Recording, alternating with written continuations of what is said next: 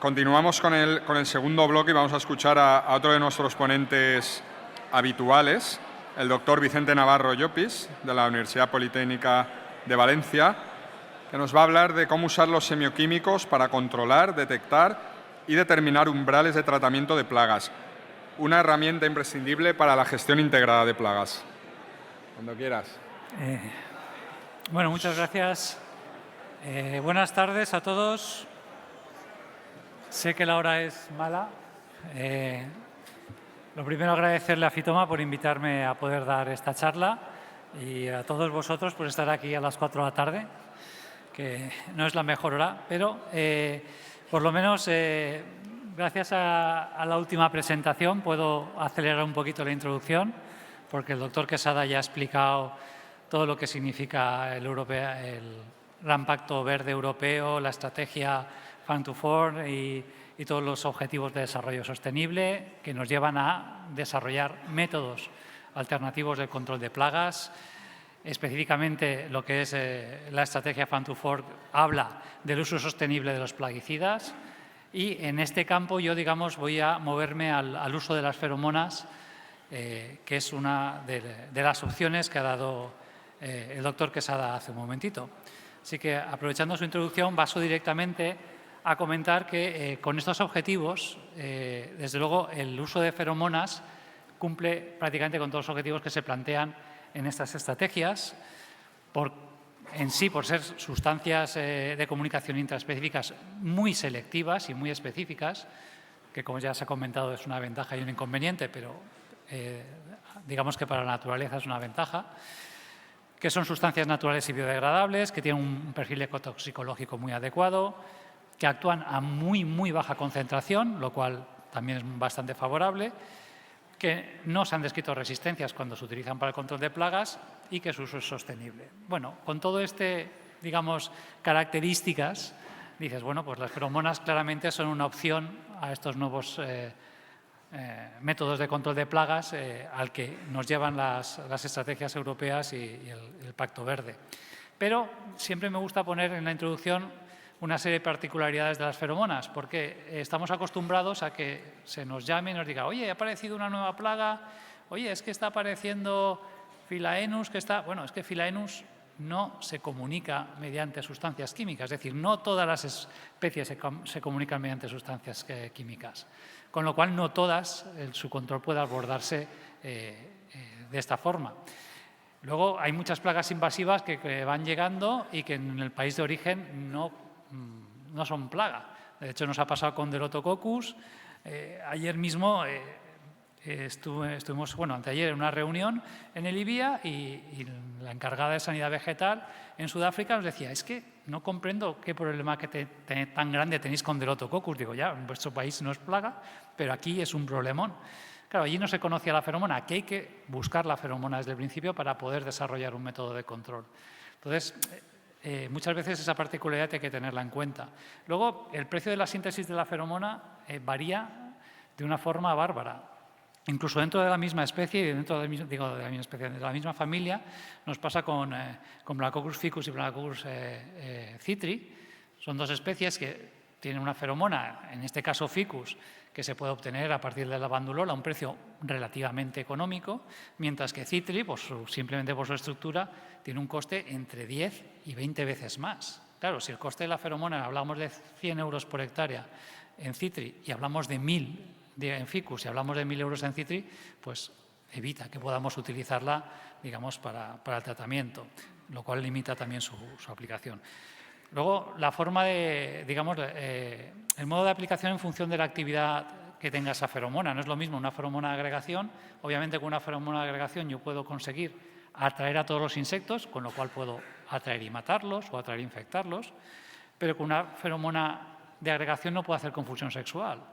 Lo mismo me pasa muchas veces con feromonas con otras funciones, como oviposición o trazado.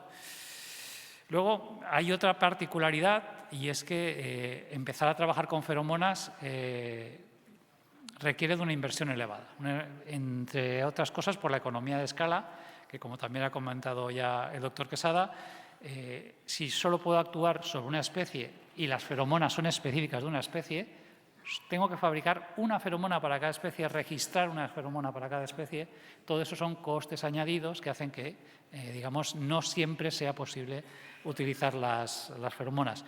Y como último punto, y más en el foro en que nos encontramos, necesitamos un sector maduro para aplicar estas técnicas. Necesitamos técnicos con formación que sepan cómo se deben aplicar las feromonas, que comprendan su forma de utilización para que esto, digamos, se pueda aplicar y tenga éxito. Si hablamos en el control de plagas, también me gusta incidir en el mensaje que las feromonas sirven para controlar insectos, pero no, como ha comentado también el doctor Quesada, de una forma inmediata y con un control, sino que es una forma de reducir las poblaciones poco a poco, un método encaminado a controlar las poblaciones. Y en ese aspecto, cuando buscamos las feromonas, pues tenemos que elegir qué técnica utilizamos para cada tipo de feromona o atrayente que tengamos. Si tenemos atrayentes alimenticios, desde luego, pues podemos dedicarnos a la captura masiva o al seguimiento de poblaciones. Si tenemos una feromona sexual, a un precio asequible podemos hacer confusión sexual, pero si la feromona sexual es tan cara como el caso que he explicado antes o otros casos que puede ser mucho más cara, no se puede llegar a hacer confusión sexual, entonces tengo que buscar métodos intermedios para poder aplicarlos y ver si realmente funcionan.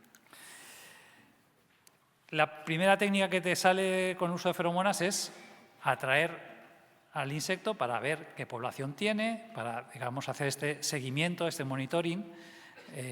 Y para eso necesito una feromona que tiene que tener unas características. Como asesores, cuando vamos al mercado, le pido las feromonas a un distribuidor y el distribuidor me dice, bueno, pues mira, tengo esta feromona de esta casa o esta de la otra, y tenemos que saber qué tenemos que pedirles. ¿Qué tenemos que pedirles a estas empresas? Porque lo primero que tenemos que hablar es, esta feromona que me vendes, ¿qué carga tiene? Este pequeño emisor, este rubber o este pequeño dispenser, ¿qué carga tiene de feromona? Y eso es algo que tenemos que acostumbrar a pedir siempre, siempre, porque si no vamos a estar comparando capturas con unos tipos de emisores frente a otros y luego no van a tener nada que ver. A lo largo de los años debemos utilizar siempre emisores con la misma carga y que emitan igual. Esa emisión de la feromona, si fuera lo más constante posible, sería lo mejor. Es lo que intentamos.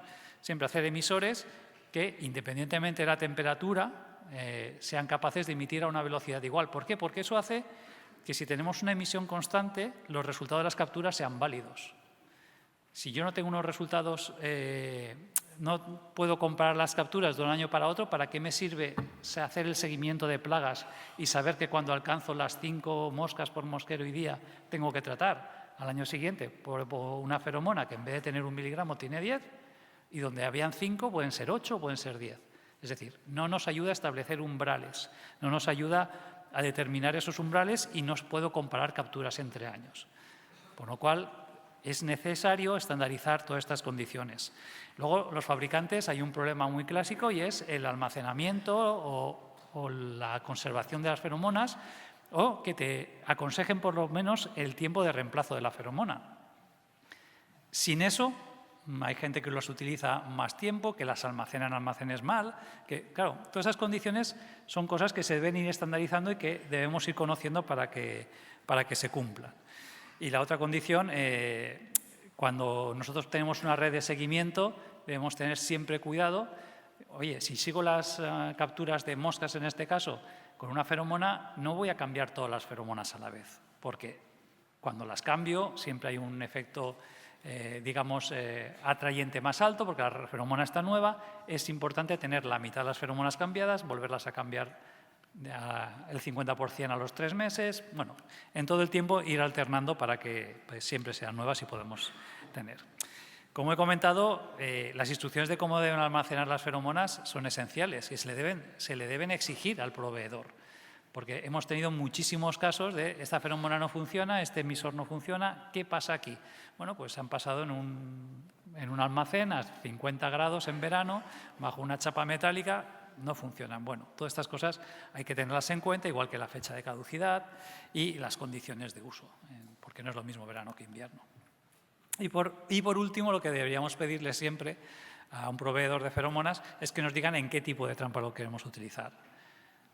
Hay feromonas que se utilizan en trampas cerradas, la emisión es totalmente diferente que en trampas abiertas, y si yo utilizo feromonas que difunden mucho en una trampa abierta, seguramente no va a funcionar como tenga que funcionar, o estará más expuesto a la luz y a la lluvia y se degradará antes.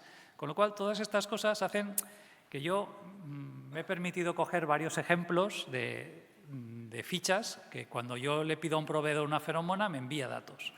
Y si yo cojo la primera ficha, pues ahí he puesto un recuadro en que me dicen que aproximadamente tiene un 6% peso respecto al peso del emisor, es decir, yo tengo que ir pesando un emisor que unos pesan más, unos menos, la concentración de feromona.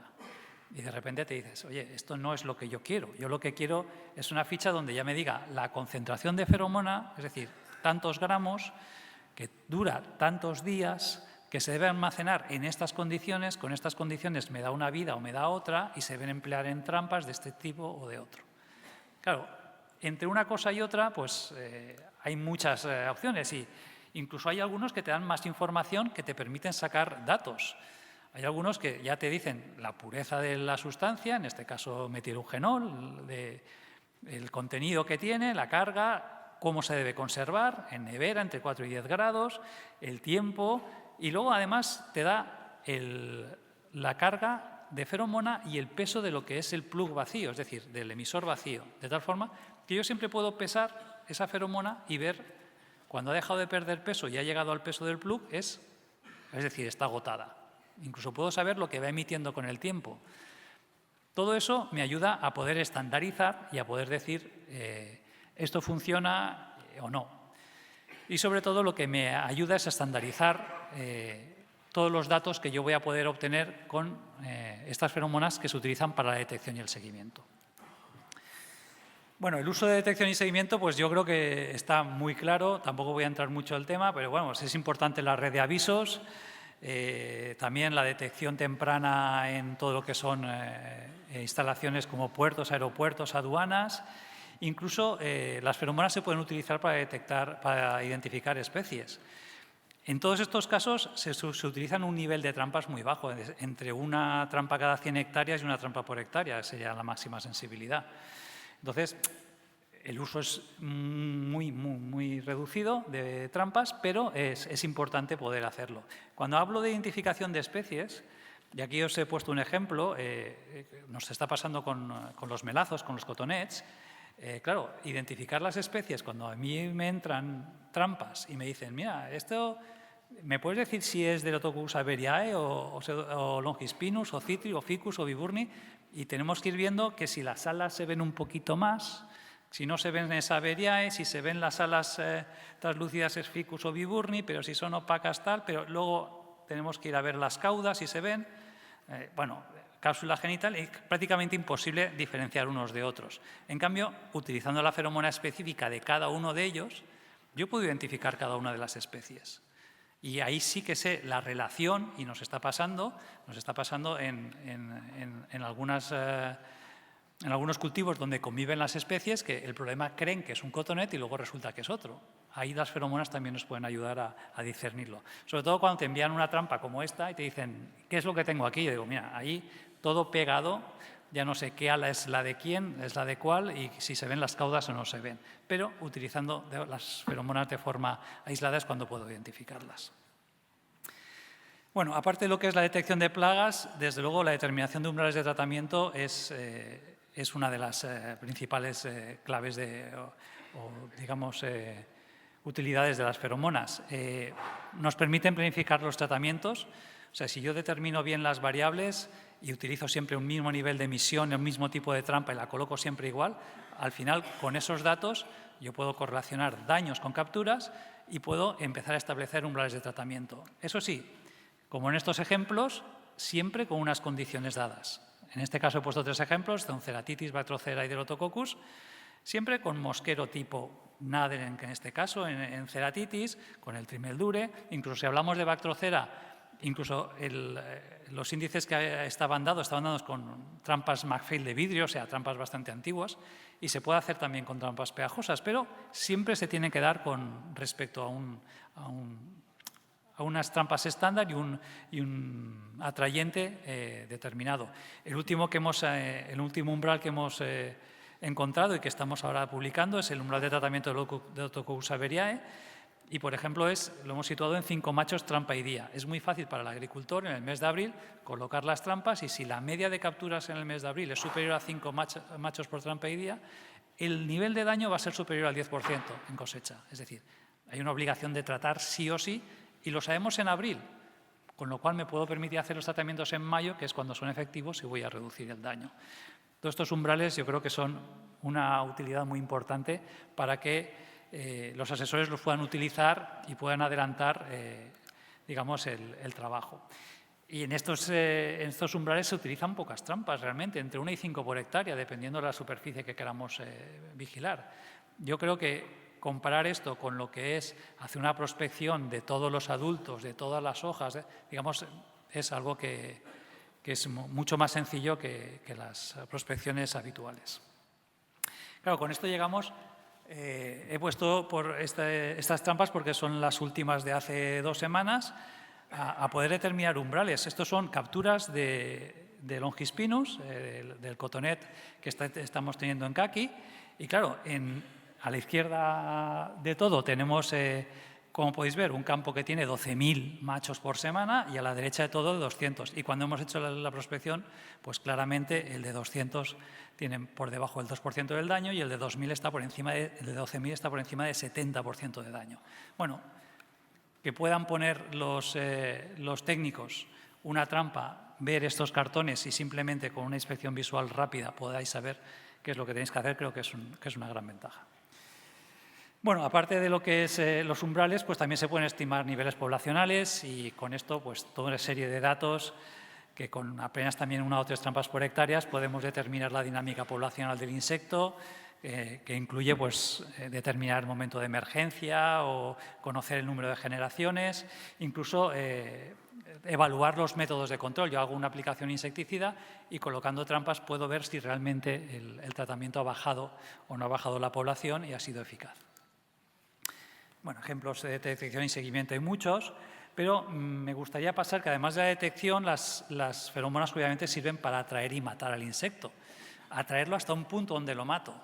Evito tratar con un insecticida de forma general, sino que atraigo el insecto hasta el insecticida. Es la gran ventaja de estos sistemas y por lo que yo creo que deben ser cada vez más valorados. Obviamente la cantidad de trampas depende mucho del tipo de atrayente, la capacidad de movimiento de la plaga, de la eficacia de atrayente, y ahí hablo del radio efectivo. ¿Por qué? Porque hay especies, pues para utilizar, si utilizo trampas de captura masiva para Rhynchophorus ferrugineus, con la capacidad de vuelo que tiene un insecto de 8 kilómetros y lo eficaz que es el atrayente, apenas estoy utilizando 1 o 2 trampas por hectárea.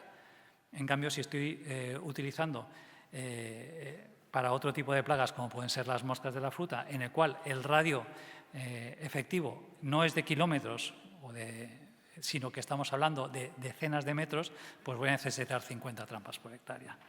Ejemplos de captura masiva tampoco voy a explicaros más, pero bueno, están tanto la captura como las estaciones cebo, que al final es funcionar igual, atraer y matar de una forma u otra.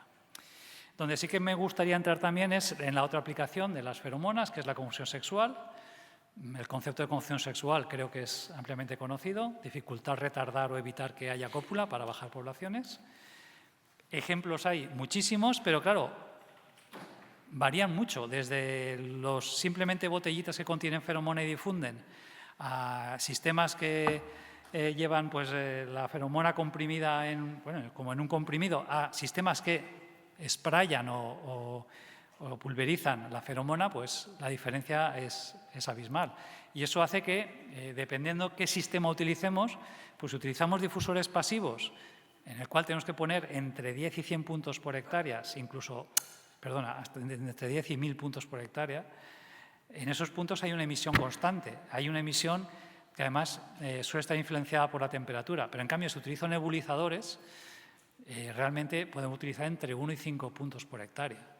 Eso significa pues, una reducción enorme de la cantidad de puntos, de la mano de obra en la colocación y encima tengo una emisión que es constante, tremendamente constante a lo largo del año porque siempre dispara la misma cantidad mientras funcionemos.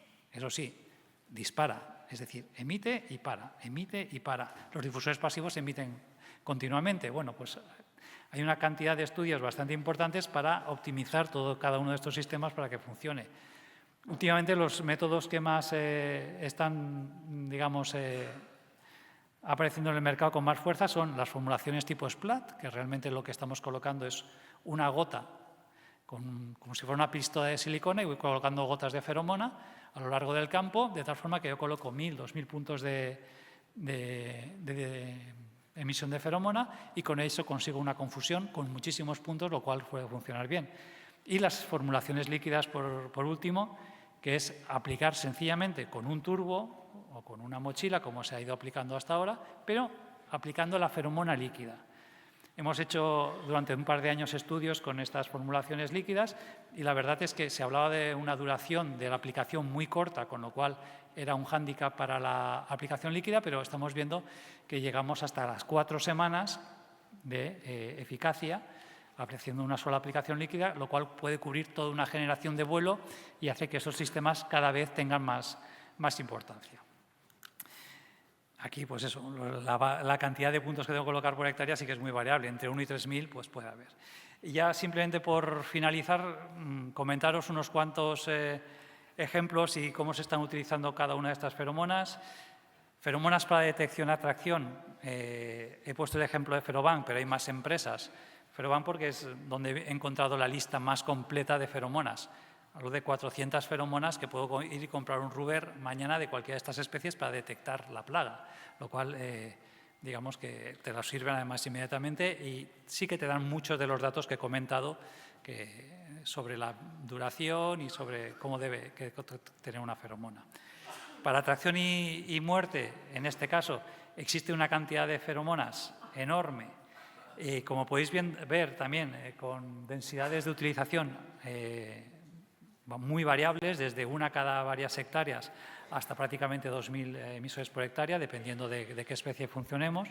Cuando se utilizan feromonas, si en vez de feromonas utilizamos atrayentes de plantas, volátiles de plantas, que suelen ser los aromas de planta o de frutos, pues también hablamos de una cantidad de sustancias que están disponibles en el mercado y que funcionan. Y a nivel de confusión sexual, pues simplemente comentaros cómo está creciendo la confusión sexual en los últimos 20 años. Los datos del 2022 no están completos porque nos pasa un poco como le pasaba a Enrique. Es casi imposible encontrar y que cada empresa te diga lo que vende. Sabemos que nos hemos quedado corto en este caso en el tema de Chilo porque ya estamos en 35.000 hectáreas solo en España. Pero bueno, vemos cómo van creciendo los números y que estas feromonas cada vez se utilizan más y que cada vez tienen, digamos, entre la limitación que hay de las otras sustancias por el tema de registro y que la eficacia de las feromonas va ampliándose cada vez más, digamos que su uso también se va aumentando. Simplemente comentar que todos los resultados que obtenemos siempre los publicamos en la página web y que ahí pueden acceder a todos los resultados de todas las investigaciones. Agradecer la financiación a la Consellería, Unión Europea y el Ministerio y darles las gracias por su atención.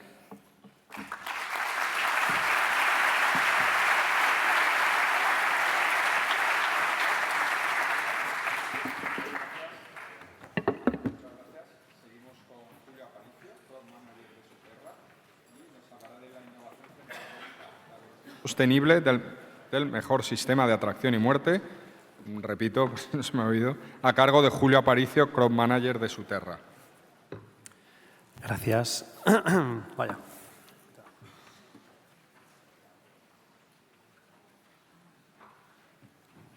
Bien, pues antes que nada agradecer también a Fitoma por este encuentro, por dar voz también a las casas comerciales y que yo creo que es importante en este tipo de encuentros y sobre todo focalizado para asesores, que esto sea un punto de encuentro entre la investigación pública y la empresa privada para poder dar a conocer e integrarnos la mayor parte de posibles soluciones que encontramos a día de hoy en el mercado. Como bien hemos dicho, voy a hablar de la innovación frente a la mosca y si en una diapositiva vemos mosca y vemos Suterra, a muchos de vosotros os sonará MagnetMed. MagnetMed fue lanzado por Suterra hace 15 años y a día de hoy es el sistema de atracción y muerte por excelencia o el referente en eficacia. Vengo esta vez a hablar de lo que sería una innovación, una evolución. Vengo a hablar del nuevo Biomagnet. Aquí. Ya. Y aquí tenéis lo que significaría la nueva versión. De hecho, la tengo aquí también conmigo. Como veis, en este nuevo sistema, lo que hemos pretendido es, obviamente, para aquel que no lo conozca, tenemos un atrayente seco específico. No sé si se ve. A ver. Bueno, casi no se ve, pero lo detalla en cualquier caso la flechita. Vamos a tener un atrayente seco, que al final lo que va a dejar es, debido a una membrana semipermeable y unos orificios, que haya un volátil por el cual la mosca se siente atraída. Vale. En este caso, la insecticida con el que está impregnado es la deltametrina. Y hablamos de formulación única porque Suterra es la empresa que ha desarrollado la formulación de deltametrina con la que está impregnado el producto y bueno, prácticamente la totalidad del producto, y va a ser el insecticida que mate a la mosca. Es un producto sin barreras, es único. Ya habéis visto o encontramos en el mercado gran cantidad de trampas con la complejidad de que tienen que entrar por un agujerito, luego lo voy a explicar mejor, pero este producto al final no deja de ser una simple lámina donde la mosca se ve atraída y muere. En cualquier caso, con esta nueva versión, cuando la tengáis en vuestras manos, podréis ver que está hecha con materiales de alta calidad, está diseñado para una logística eficiente. Esto también es importante, más tarde hablaremos de números. Un punto importante que también desarrollaré después es el tema del gancho. Hemos desarrollado un gancho versátil y obviamente, a diferencia de otros productos, es un producto que se aplica una vez por campaña. He hablado previamente de que esta es la evolución de MagnetMed hacia Biomagnet, eso sería en el caso de ceratitis, pero también aprovechamos este momento de primicia de lanzamiento para decir que el producto también estará disponible para Bactrocera oleae en olivo, ¿de acuerdo? Como veis aquí, ahora voy a contaros muy rápidamente cómo funciona y en qué se distingue de otros sistemas. Aquí vemos a dos hembras, o el diseño de ellas, de una ceratitis, de una Bactrocera, y ahí veríamos lo que es el dispositivo colocado al inicio de primavera en una rama. ¿Y cómo funciona el producto?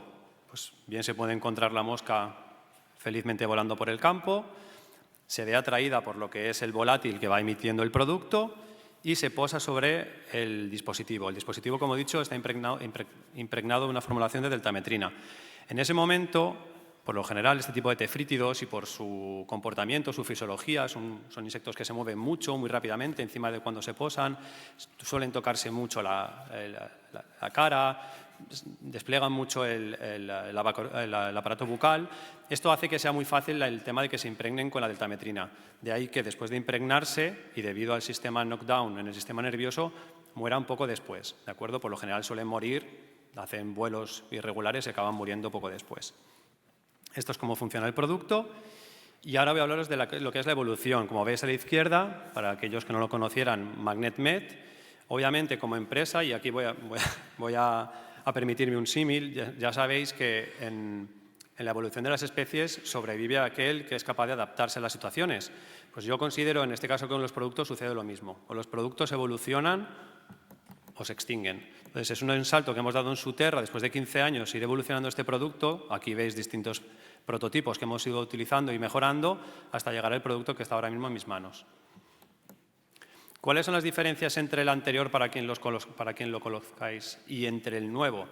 En cuanto a eficacia, prácticamente ninguna, porque ya estamos hablando de que MagnetMed, la eficacia es reconocida por el mercado como la mejor.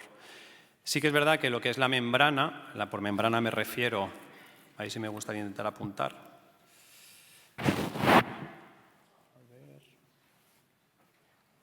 Vale, aquí ves la membrana. Y en este caso la membrana va a estar integrada dentro del dispositivo. Bueno, no sé si se ve muy bien, pero vamos. Al estar la membrana integrada, mejoramos lo que es la compactación y la integración del producto. El sellado es total, tanto dentro de lo que es el producto junto con el gancho. Esto es una cosa imprescindible para que se mantenga la difusión necesaria para atraer a la mosca durante el tiempo que se requiere. Y importante, el gancho. El gancho es verdad que uno de los elementos que, como veis, más ha evolucionado. En el mercado hay bastantes productos, trampas, con ganchos como el que teníamos nosotros previamente, que es un gancho tipo C, genérico, con el que se producían ciertas caídas puntuales por vientos. Es verdad que con el nuevo gancho lo que hemos conseguido es, primero, que esté fusionado, o sea, es prácticamente más fácil romper el producto que separar el gancho del mismo, ya no tenemos una grapa. Y, sobre todo, que sea versátil. Tenemos diferentes tipos en función del tipo de rama o de estructura donde se quiera enganchar. Vamos a ver si funciona. porque he preparado un vídeo. A ver. Sí, aquí tenéis, por ejemplo, hace bien poquito, asoló a la península ibérica un ciclón con vientos, si os recordáis, de 80, 90, 100 kilómetros por hora, muy fuertes, y estuvimos haciendo pruebas también de anclaje del producto, aquí lo veis, a este tipo de rachas, y la verdad que en todo caso anduvimos bastante contentos con el resultado de anclaje. Vale. Bien, y entrando en lo que es Biomagnet, o incluso también podemos hablar de qué era Magnet, y ya entrando en la comparación con otros sistemas que podemos encontrar en el mercado y que obviamente el asesor tiene que decidir cuál tiene que utilizar cuando tiene un problema, ¿no?, de mosca, sea de olivo o sea de fruta. En este caso, si comparamos a Biomagnet, nosotros cuando conceptualizamos el producto, lo conceptualizamos como un producto de la evolución de los tratamientos cebo. Como sabéis, un tratamiento cebo no deja de ser un tratamiento a la proteína hidrolizada con un insecticida que se aplica en bandas, que atrae a la mosca, que la mata. Tiene una serie de limitaciones que nosotros pretendíamos eliminar con este tipo de producto. Una es que obviamente no tienes que hacer reaplicaciones, con una simple aplicación por campaña te llega a cubrir hasta 180 días. Estás matando todos los días, de cada uno de esos 180 días estás matando moscas, ¿de acuerdo? Y es resistente a las condiciones meteorológicas. Esto significa que por la formulación que tenemos en el producto, bien las lluvias torrenciales, bien la aplicación de caolines, bien la aplicación de cobres, no influye en la eficacia del producto, no va a influir en la transmisión de la deltametrina a la mosca. Esto creo que es bastante interesante de cara también al asesor, porque cuando estamos hablando de los productos, estamos hablando de eficacias, hay que hablar de costes. Hay que hablar de costes porque al final es uno de los puntos más importantes. Y hay que hablar de reducciones de coste. Obviamente, en un complejo integrado de sistemas, de un manejo integrado de plagas, tenemos que considerar todos. Si considerásemos tratar, como debería ser por la pirámide de IPM normal, la reducción de poblaciones como punto número 1, tras el monitoreo y las prácticas culturales, estaría la reducción de poblaciones. Encontraríamos a Biomagnet como opción. Lo que vamos a intentar es reducir el número de tratamientos. Y cuando digo de 2 a 6 es porque en función del tipo de producto, una espinosa tiene más número de tratamientos, un piretroide menos, pero la intención es que no alcance nunca el umbral para realizar el tratamiento. Y si lo alcanza, estaremos igualmente reduciendo tratamientos que hubieran sido necesarios por esa población. Entonces, cuando hablamos de reducción de tratamientos, esto es interesante porque cuando hablamos un piretroide, que nadie se alarme, voy a poner números y que cada uno que coja si quiere su número, pero un tratamiento de piretroide está entre 10, 12, 13 euros, a lo mejor de espinosato un poco más caro.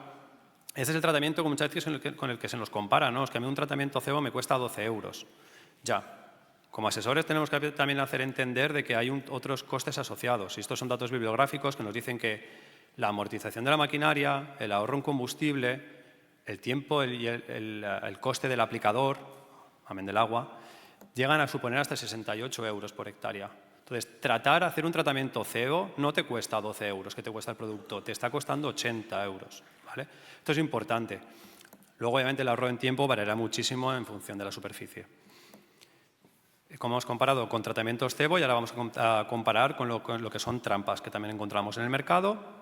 Y una diferencia brutal es que Magnet, en este caso Biomagnet, elimina barreras. No tenemos barreras, no hay un agujero de entrada.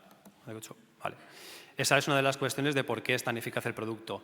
Y ahora aprovecho que precisamente previo a mí ha estado Vicente Navarro dando su charla, hicimos un estudio con él y ya estuvimos viendo que gracias a este tipo, obviamente a la calidad del producto del atrayente y a este tipo de configuración, conseguíamos que la eficacia fuera 2,5 veces más que una trampa e incluso 10 veces más que una botella. ¿De acuerdo? Importante, y esto también de cara al asesor, no vais a ver moscas. Al campo no vamos a contar moscas, al campo vamos a solucionar problemas, a disminuir poblaciones, ¿vale? Si queréis contar moscas, obviamente se debe hacer con monitoreos, pero no con trampeos. Igualmente, las reducciones de coste importantes, hablando del tiempo de ahorro que se puede tener versus una trampa, tener que ir con todo lo que supone el volumen, montar, desmontar, volver. Estamos hablando de que con Biomagnet tardamos cerca de 30 a 40 minutos en colocar una hectárea, con el resto de trampas estamos en 80. Entonces, es el 50% que además podemos asociar directamente a ahorro en mano de coste de obra, o sea, en ahorro de coste de obra, o en disponibilidad de la mano de obra para hacer otras prácticas. Y obviamente un punto importante en el que voy a entrar ahora es el tema del ahorro en almacenaje y logística. No es lo mismo, obviamente, lo que es una trampa con todo su volumen y su complejidad de montaje que este tipo de dispositivo que está listo para poner. Aquí os voy a mostrar unas equivalencias, ¿vale? Lo que serían las equivalencias de biomagnet, dosis en trampas. Igual, ¿de acuerdo? Y aquí vemos que, yéndonos al peor caso o al caso más elevado, donde un pallet de nuestro producto equivale a 2 veces esa foto. Son 25 pallets de trampas. Eso es un tráiler entero. Como entenderéis, no solamente el asesoramiento y el coste de colocación y tiempo, como hemos dicho, sino también a nivel medioambiental, el coste que significa eso en cuanto a huella de carbono. Creo que cuando estamos hablando de este tipo de productos también tenemos que estar asesorando sobre lo que es la conciencia medioambiental, porque es otro de los objetivos de desarrollo sostenible. Ya por ir acabando, me gustaría que, visto que estamos en el foro en el que estamos, dar cabida a este tipo de colaboraciones que empezamos hace un año con Certis Belchim, en el que intentamos integrar lo que son distintas soluciones para poder llegar a planes integrales. Porque al final, si únicamente hay un producto no es una solución. La solución es el asesor con todo un sistema de productos disponibles y con el que mejor se adecue en ese momento a cada situación. Pero es verdad que con Certis llevamos trabajando ya un par de años, vamos a seguir trabajando con la nueva versión, demostrando que Biomagnet sigue siendo el mejor producto. Por acabar, como hemos dicho, en Ceratitis capitata, olvidaos de MagnetMed, ya no va a estar. Vamos a tener a Biomagnet Ámbar, que es el nombre del producto comercial. Para el caso de Bactrocera oleae, la mosca del olivo, tenemos a Biomagnet Oro. Obviamente, cada producto, de hecho, hasta físicamente tiene ciertas diferencias en cuanto a atrayentes y configuración, son productos distintos. Y tenemos también a Biomagnet Ruby en camino, ¿de acuerdo? Para Drosophila y Rhagoletis cerasi. Lo que pasa es que este aún no está registrado, por lo tanto, coming soon, ¿de acuerdo? Llegará pronto. Ya para terminar, creo que de tiempo me estoy haciendo bien. Nada, por mi parte, muchas gracias y decir que creo que es responsabilidad de todos. Hemos hablado hoy de peritos, hemos hablado de técnicos, hemos hablado de agrónomos, hemos hablado en general de profesionales cuya responsabilidad, aprovecho obviamente el lanzamiento del producto, pero cuya responsabilidad es intentar ofrecer al agricultor el producto o las soluciones no solo que maximicen su cosecha, sino su rentabilidad y sostenibilidad. Gracias.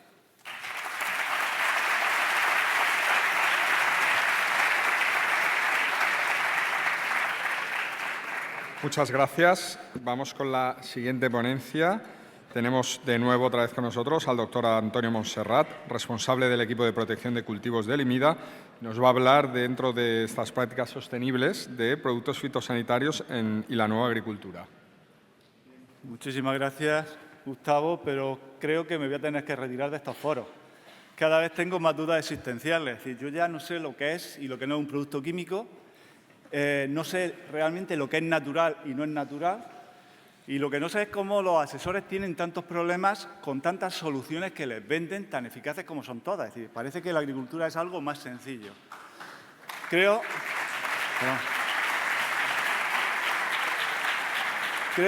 que las cosas a veces no son tan sencillas, no se puede extrapolar todo a todas las situaciones y vivimos una agricultura que es mucho más compleja de lo que aparentemente se vende.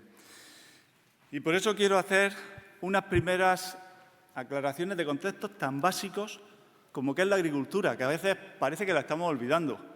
La agricultura, a diferencia de un ecosistema natural, que son muy complejos, en donde sobreviven las especies mejor adaptadas, son ecosistemas simples, les llamemos como les llamemos, y son muy sensibles a las plagas. Y por mucho que intentemos acercar la agricultura a la naturaleza, a un ecosistema natural, y hay situaciones que las podemos acercar, hay otras que por supuesto que no, hay cosas que no vamos a poder cambiar, por lo menos en determinados cultivos. Primero, las plantas que cultivamos no existen en la naturaleza. En la naturaleza existen las más fuertes, las que se han ido evolucionando y adaptando a sus enemigos, a las plagas. Aquí nosotros hemos ido adaptando las que nos interesaban. Estamos cultivando con densidades de plantas enormes, con lo cual la transmisión de plagas esto es mucho más fácil. Y el objetivo de un cultivo, a diferencia de un ecosistema natural, es cubrir las necesidades humanas de una forma lo más segura, sostenible que podamos, y teniendo en cuenta que estamos en un mundo que está creciendo de manera insostenible, es decir, en los últimos 100 años hemos pasado de menos de 2.000 millones de personas a más de 8.000 millones, y hay que alimentarlos a todos. Y una población que era eminentemente rural, que estaba muy cerquita del campo, que sabía cómo se producía, estaban trabajando todos, a una población urbanita, alejada del campo, donde nos llega una serie de ideas que a veces no son realmente las que acontecen en el campo.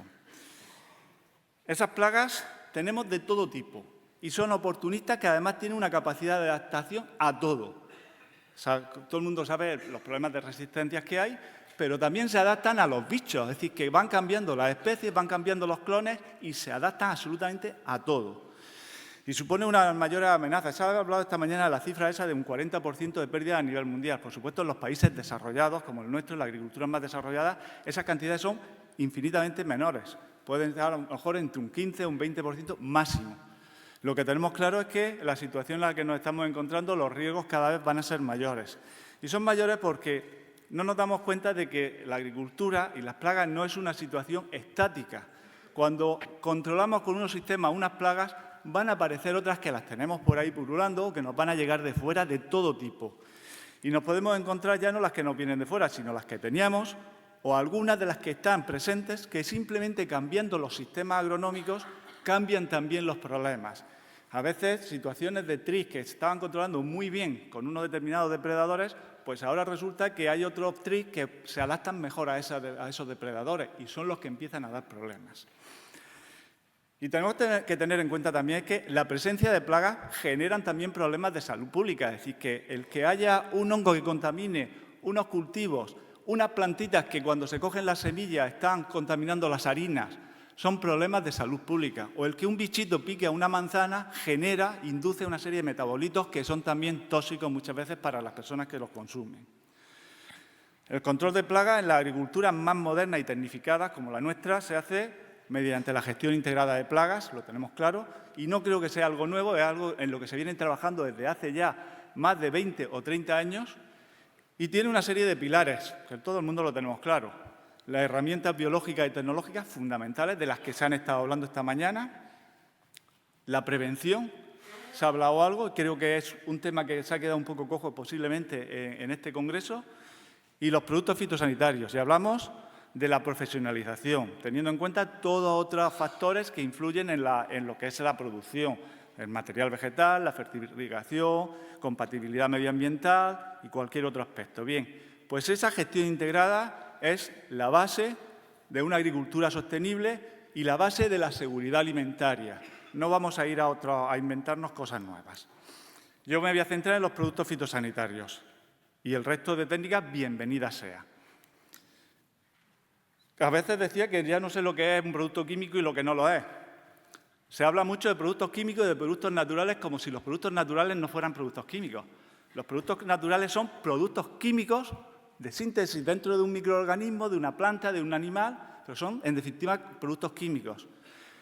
Y las características de un producto dependen de su estructura molecular, no dependen de su origen. Es decir, que el que proceda, el que sea de síntesis artificial o que sea de síntesis natural dentro de un organismo, no cambia absolutamente nada.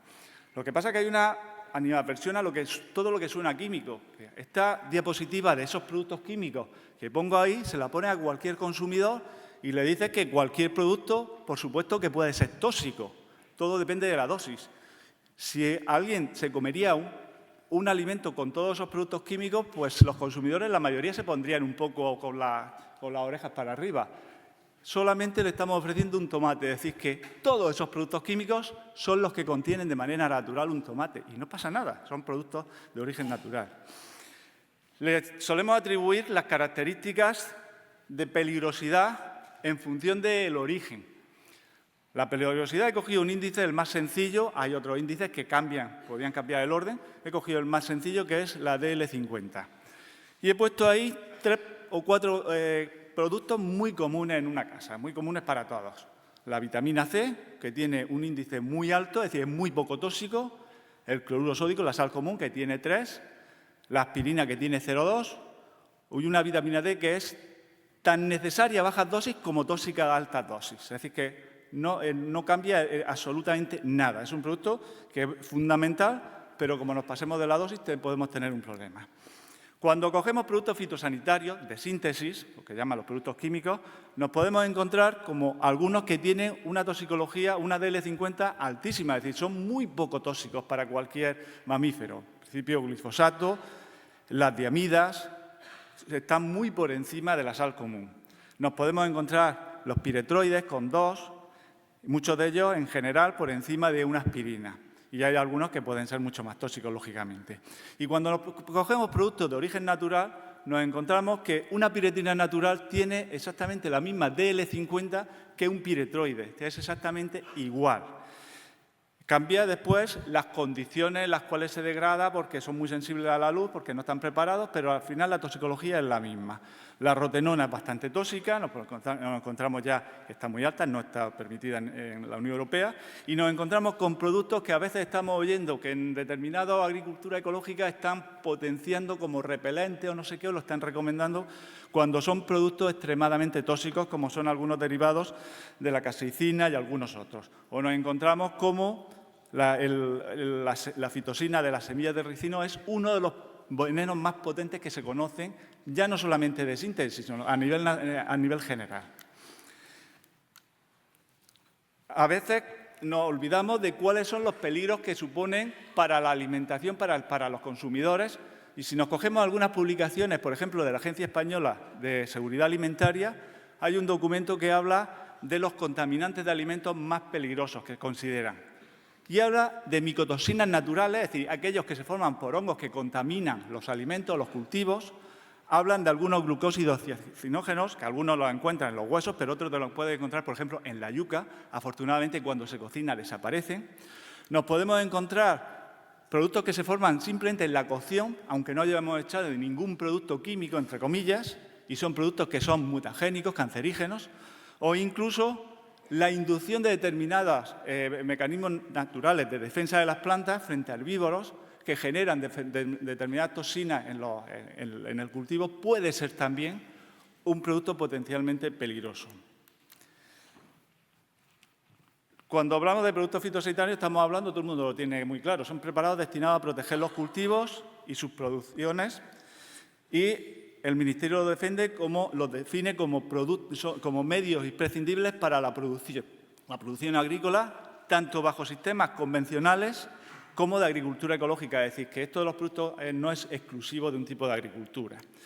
Y nos podemos encontrar en el Registro Oficial de Productos Fitosanitarios una gama enorme de productos que todos son productos fitosanitarios, no nos olvidemos. Es decir, los productos clásicos o convencionales de síntesis, los de origen natural, extractos botánicos, de fermentación de microorganismos, etcétera, los preparados a base de microorganismos vivos, bacterias, virus, hongos, nematodos entomopatógenos. Por cierto, algunos de estos productos funcionan como un producto químico, es decir, meter un baculovirus, meter un bacillus, lo que estamos metiendo es una proteína que están sintetizando esos virus, esas bacterias, y que son lo que realmente actúa sobre la plaga. Podemos hablar de algunos inductores de las defensas naturales, podemos hablar de feromonas y de otros. Bienvenidos sean todos. Los productos fitosanitarios no es algo nuevo de hace cuando se inventó el DDT o los clorados. Desde que empezó la agricultura, empezamos a seleccionar los cultivos, las plantas, y empezaron los problemas de plagas. Y con ellos las búsquedas de soluciones, las herramientas de control. Y ya hay datos de antes de Cristo que se utilizaban pues lo que había en ese momento, las flores de piretro, los arsenitos, la cicuta, el acónito, que es una planta de las más tóxicas que se conoce y te la pueden encontrar en muchas montañas no lejos de aquí. Nos podemos encontrar en los siglos XVII al XIX la rotenona, el arsénico, el verde de París, el pelitre que todavía se utiliza o las piretinas naturales. Podemos encontrar ya lo que son los fitosanitarios modernos a partir de mediados del siglo XX o poco antes, con el bromuro, los organofosforados. En el 39 se descubre el efecto insecticida del DDT, que se utiliza primero en salud humana, es decir, sobre todo en la salud de las tropas. Después empieza a utilizarse en la higiene doméstica y la higiene personal. Yo he recibido de pequeño muchos tratamientos de DDT con los pulverizadores que había antes. Y a partir de cierto momento pasa a la agricultura, como una solución que se veía como la panacea, que después se ha visto los problemas que genera. Aparecen los piretroides, aparecen los bacillus, aparece el glifosato y a lo largo de la historia unos van apareciendo y otros van desapareciendo en función de los riesgos que se van conociendo. En el caso del verde de París se puso muy de moda porque era una pintura muy llamativa de color verde, hasta que se dieron cuenta que, bueno, que los vapores que se producían cuando había humedades eran muy tóxicos y se cargaba a los niños, a las personas más debilitadas, y empezaron a meterlo en agricultura. Ahí tenéis la planta de acónito, los tratamientos tan simpáticos que parecía con el DDT y productos afines, que se ponía incluso los dibujos como algo maravilloso, y el poco cuidado que se tenía en ese tipo de aplicaciones con productos que eran bastante por lo menos, persistentes.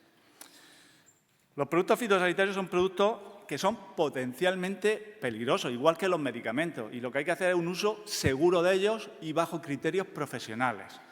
Y tiene que haber los suficientes productos para poder utilizarlos de manera inteligente en función de los problemas, de las resistencias, de qué sistemas estamos utilizando y preparados también para los cambios que se van produciendo continuamente. Este es el pasado y esto es lo que yo creo que se cree la mayoría de gente que vive en las ciudades o que está tomando algunas decisiones que es muy difíciles de entender. La utilización de productos muy tóxicos sin ningún cuidado y sin ningún respeto medioambiental. Y esto es el presente. El presente es la utilización de los productos con criterios muy técnicos, limitados como último recurso dentro de una estrategia de gestión integrada de plagas, con todas las medidas de seguridad habidas y por haber en la utilización, en la maquinaria, en el personal que tiene que entrar y con todas las medidas medioambientales que se pueden tomar. Los productos que teníamos en el siglo pasado, a lo largo del siglo XIX, eran productos en general muy tóxicos y muy inespecíficos que se utilizaban a muy altas dosis, del orden de kilos por hectárea en general. Se utilizaban sin ningún concepto o sin ninguna preocupación por las personas, por la seguridad de los aplicadores ni el medio ambiente. Se hacían usos masivos, normalmente había muy pocos y los que había pues, se utilizaban de manera masiva y siempre por si acaso y como algo bueno cuando realmente estaban generando un problema, más veces, con aplicaciones de muy baja eficacia y normalmente el control de plagas lo basaban única y exclusivamente en las aplicaciones fitosanitarias. Desde los años 80 hacia la actualidad, lo que ha ido cambiando ha sido el perfil de los productos, cada vez perfiles ecotoxicológicos y medioambientales más favorables, en general más específicos, que se utilizan a dosis más bajas, dosis de uso mucho más bajas, aunque ahora la situación está cambiando, porque hay muchos de estos productos de origen natural que se utilizan ya en cantidades enormes y que además a veces no son tan específicos como algunos de los que se están utilizando. Se está utilizando bajo un uso profesional y seguro, tanto para las personas como para el medio ambiente. Se utilizan dentro de las estrategias de gestión integrada de plagas de forma justificada por un técnico. Los productos no están en manos ya de cualquiera. Los agricultores tienen que basar la justificación en un técnico y las aplicaciones son cada vez de más alta eficiencia.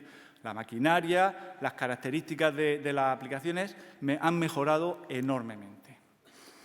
En la actualidad nos encontramos con nuevas tendencias en el registro. Yo la semana pasada di una charla sobre Tris parvispinus y los problemas nuevos que está habiendo de los nuevos Tris.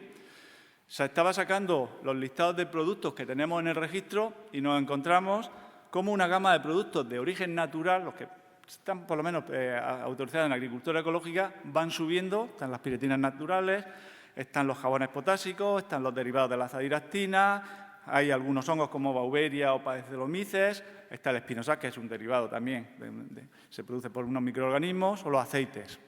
Y cómo los productos sintéticos van cayendo y además cada día quedan menos, porque algunos de estos tienen hasta los días contados. Si nos vamos a los ácidos nos encontramos lo mismo y aquí están los productos para todas las hortalizas en general, que si te vas a un cultivo en concreto, los de síntesis se pueden limitar a 3 o 4, depende del cultivo.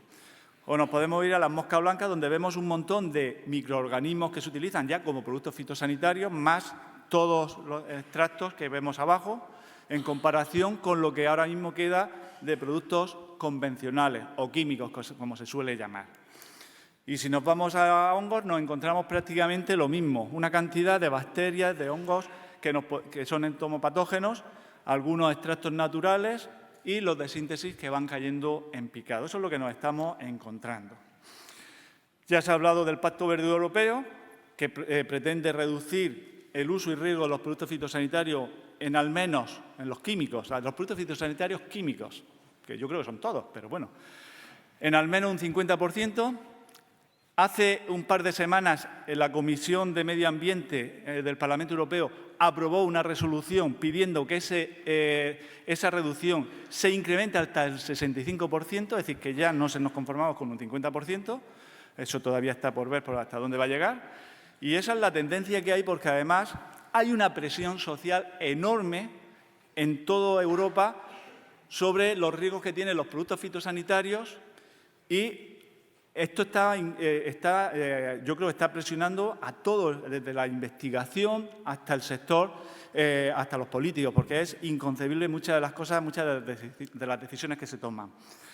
Yo creo que todo esto que suena tan bien, deberíamos de hacernos la pregunta de si es posible que el sueño de uno se convierta en la pesadilla de todos. Porque el problema que yo estoy viendo en los últimos años que se está generando con numerosas plagas es increíble. Es decir, que ahora no tenemos soluciones para algunos de los problemas que antes se controlaban de una forma, y creo que bastante razonable. Voy a poner un ejemplo que creo que lo conocen todo el mundo. Este ya es el colmo de los colmos. En Sri Lanka, en 2021, llegaron al poder una serie de personas con capacidad de decisión y que introdujeron su sueño de prohibir los productos químicos, los fertilizantes y los pesticidas en toda la agricultura del país. Como una oportunidad, un ejemplo para todo el mundo y, sobre todo, pues, alentado por determinadas organizaciones. ¿Las consecuencias de esto cuáles fueron? Importantes mermas de la producción. En cuanto baja un poquitín las mermas, se incrementan los precios, se dispararon hasta 4 veces. Pérdida de soberanía alimentaria en productos básicos como el arroz, que eran autosuficientes y que tuvieron que empezar a importarlos. Merma en la capacidad exportadora de otros productos como el té, que era una fuente de divisas muy importante, y un abandono de la actividad agraria por muchísimos agricultores, con lo cual esas fueron las consecuencias. Hay quien dice que fue un problema de falta de planificación, de que se hizo demasiado rápido y tal, pero la realidad muestra los efectos catastróficos que pueden tener para toda una sociedad las imposiciones basadas en la sobrevaloración de unos riesgos en unos casos y de virtudes en otras, sin ponderar el contexto en el que se aplica y sus consecuencias reales. Creo que nos deberíamos tomar un poco más en serio. Ya para terminar, decir que ni las plagas ni los productos fitosanitarios es algo nuevo de este último siglo. A lo largo de la historia se han ido introduciendo y excluyendo productos en base a su utilización, a sus riesgos que se veían, a que hubiera otras alternativas mejor, y que a pesar de las herramientas que estamos viendo, que bienvenidas sean, los productos fitosanitarios, y hablo en general de origen natural o sintético, son fundamentales para mantener la sostenibilidad de la agricultura y la seguridad alimentaria. Durante las últimas décadas se ha avanzado enormemente en la implantación de herramientas biológicas y tecnológicas y en un uso mucho más profesional y seguro de los productos fitosanitarios. Y creo que es por donde se debería seguir evolucionando. Y creo que las nuevas tendencias de la Unión Europea, que implican drásticas reducciones de los productos convencionales o de los productos químicos y un apoyo de las alternativas de origen natural, pues al final lo que se está generando es un reto tecnológico enorme para las empresas y para los profesionales del campo. Hay cosas que se están mejorando, creo que algunas cosas son positivas, pero también tiene unos riesgos enormes para la competitividad y la soberanía alimentaria de nuestra agricultura. Y eso no es un problema de los agricultores, eso es un riesgo para todos los consumidores, porque los precios nos pueden disparar y los problemas de suministro se nos pueden incrementar. Y con esto termino diciendo que, a pesar de las dudas que se siembran con todo esto de los productos fitosanitarios, con todo el cambio, con todo lo que se ha mejorado en seguridad en los últimos años, estoy convencido de que estamos produciendo y consumiendo los alimentos más seguros de toda la historia de la humanidad, y en esa producción los productos fitosanitarios juegan un papel esencial. Muchísimas gracias.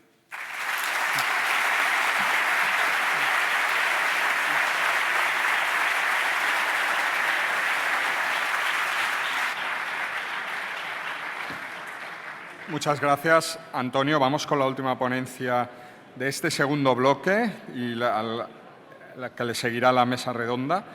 Y vamos ya con la profesora Dolores Fernández Ortuño, del Departamento de Microbiología de la Facultad de Ciencias de la Universidad de Málaga, que seguirá hablando de fitosanitarios, pero esta vez de por qué se generan resistencias a estos compuestos y cómo evitarlas.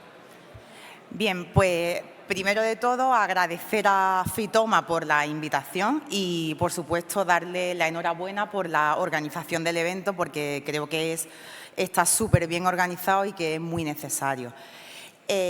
Yo soy profesora de la Universidad de Málaga y también investigadora del Instituto de Hortofruticultura Subtropical y Mediterránea La Mayora, que es un centro de investigación mixta entre la Universidad de Málaga y el Consejo Superior de Investigaciones Científicas.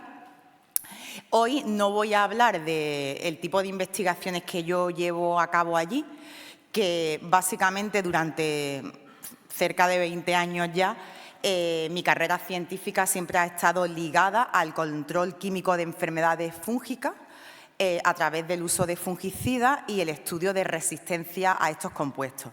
Entonces, hoy se me ha invitado para hablar sobre por qué se generan resistencias a los fitosanitarios y cómo evitarla. Y principalmente yo me voy a centrar en los fungicidas, pero lo que explique es similar a lo que ocurriría para bactericidas, insecticidas, nematicidas, herbicidas, ¿vale? Entonces, la historia es la misma. Pues, como bien han puesto muchos de mis compañeros, la población mundial está creciendo cada vez más y para 2050 se espera que seamos 9.000 millones de personas. Para poder abastecer a esta población creciente es necesario incrementar la producción de alimentos en un 70%. Por ello, nuestra agricultura es cada vez más intensiva y, como ejemplo, os pongo una imagen de lo que era Almería en los años 70 y lo que es en el 2000. Estoy segura que ahora sería mucho más. Completamente cubierto de plástico esta imagen gracias a gran uso de los invernaderos para poder producir alimentos de forma intensiva. Esto implica que se arranquen cultivos a final de campaña, que haya nuevos cultivos y que, aunque intentamos cada vez más que el control de enfermedades sea con una producción más sostenible e integrada, no me cabe ninguna duda que el uso de fitosanitarios y los tratamientos químicos son muy frecuentes. Sí que es verdad que antes había tratamientos preestablecidos, con unos calendarios preestablecidos. Hoy en día se tiene más control, pero se siguen usando y son necesarios.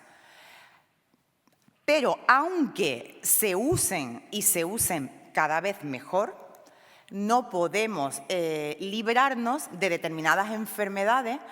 Yo me centro o he puesto algunos ejemplos de origen fúngico que son comunes en muchos hortícolas, como son el oidio, los mildios, la botrytis o, por ejemplo, el chancro gomoso del tallo. Todas estas enfermedades llega un momento que, como os he dicho, aunque se intente llevar un control integrado con otras estrategias de control como control biológico, prácticas culturales, mejoras genéticas, el control químico es necesario, porque si no, no podríamos controlarla. Bien, los hongos tienen una serie de estructuras que son fundamentales para su desarrollo. Como veis aquí, esto es un ejemplo de lo que sería las estructuras típicas que tienen los hongos y entre ellas pues a lo mejor destaco el núcleo donde está la información genética, el material genético, las mitocondrias que son necesarias para la producción de energía, la membrana plasmática que sería prácticamente como la piel para nosotros. Entonces, gracias a todo este convenio de estructuras, son capaces de desarrollar su ciclo de vida, reproducirse e infectar los cultivos que tenemos. Aprovechando estas estructuras que son fundamentales para su desarrollo, las empresas de fitosanitarios desarrollan una serie de productos de síntesis química, los fungicidas, que van a impedir el desarrollo de estos patógenos. Aquí os pongo algunos ejemplos de cómo el Comité de Acción y Resistencia Fungicida, el FRAC, tiene agrupados estos distintos compuestos. Y, como veis, hay distintos grupos en función de dónde ataquen en el hongo. Por ejemplo, la C, que son todos los fungicidas que están disponibles en mercado que atacan la respiración en el hongo, pues impedirían que se produzca ATP y, por tanto, que el hongo tenga energía para desarrollarse. El grupo G, que son los de biosíntesis de esterol en membranas, pues impedirían que la membrana del hongo también se desarrollaran. Y luego hay otros muchos más, como los de síntesis de ácidos nucleicos, otros que impiden la biosíntesis de pared celular, otros que tienen modos de acción desconocidos. O sea, que en el mercado todos los que tenemos suelen estar agrupados en función de su mecanismo de acción. Pero, ¿por qué se generan resistencias?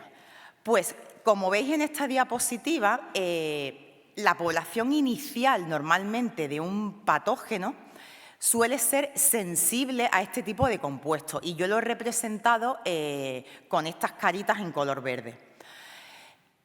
¿Qué ocurre? Que los fitosanitarios o los fungicidas que se utilicen normalmente son efectivos en estos momentos. Pero, de forma natural, en la naturaleza encontramos patógenos que son resistentes.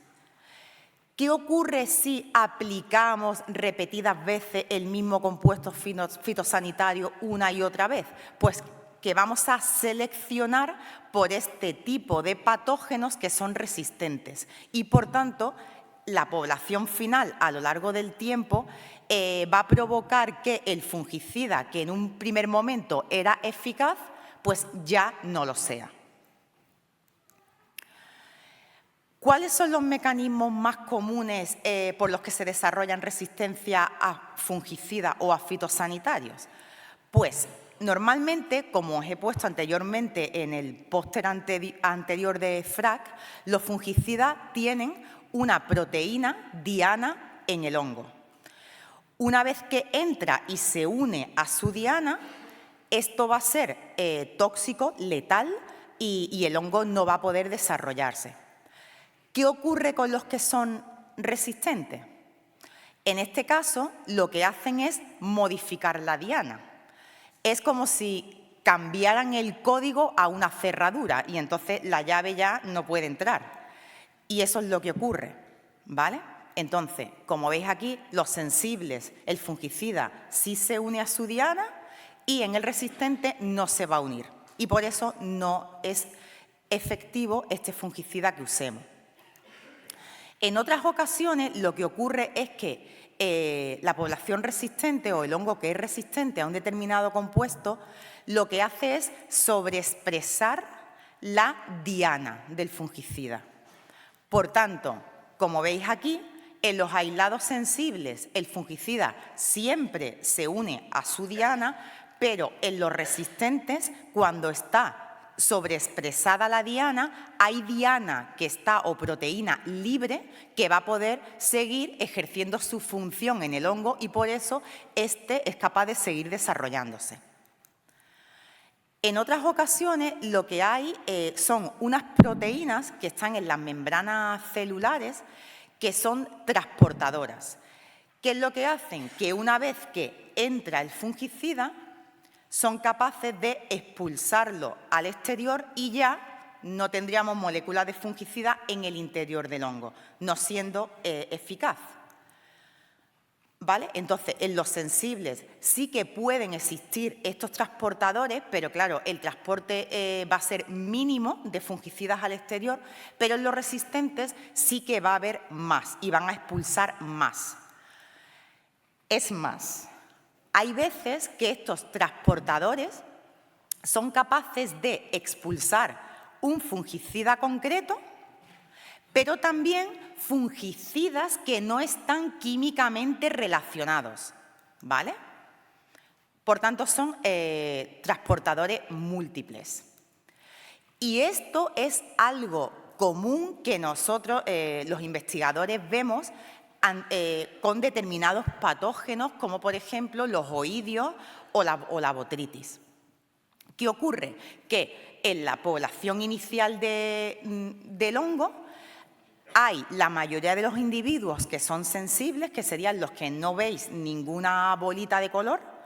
Sin embargo, hay otros que sí que son resistentes a 2 compuestos, incluso yo en mis investigaciones he llegado a ver aislados de botritis que han sido resistentes a 6 fungicidas distintos al mismo tiempo, ¿vale?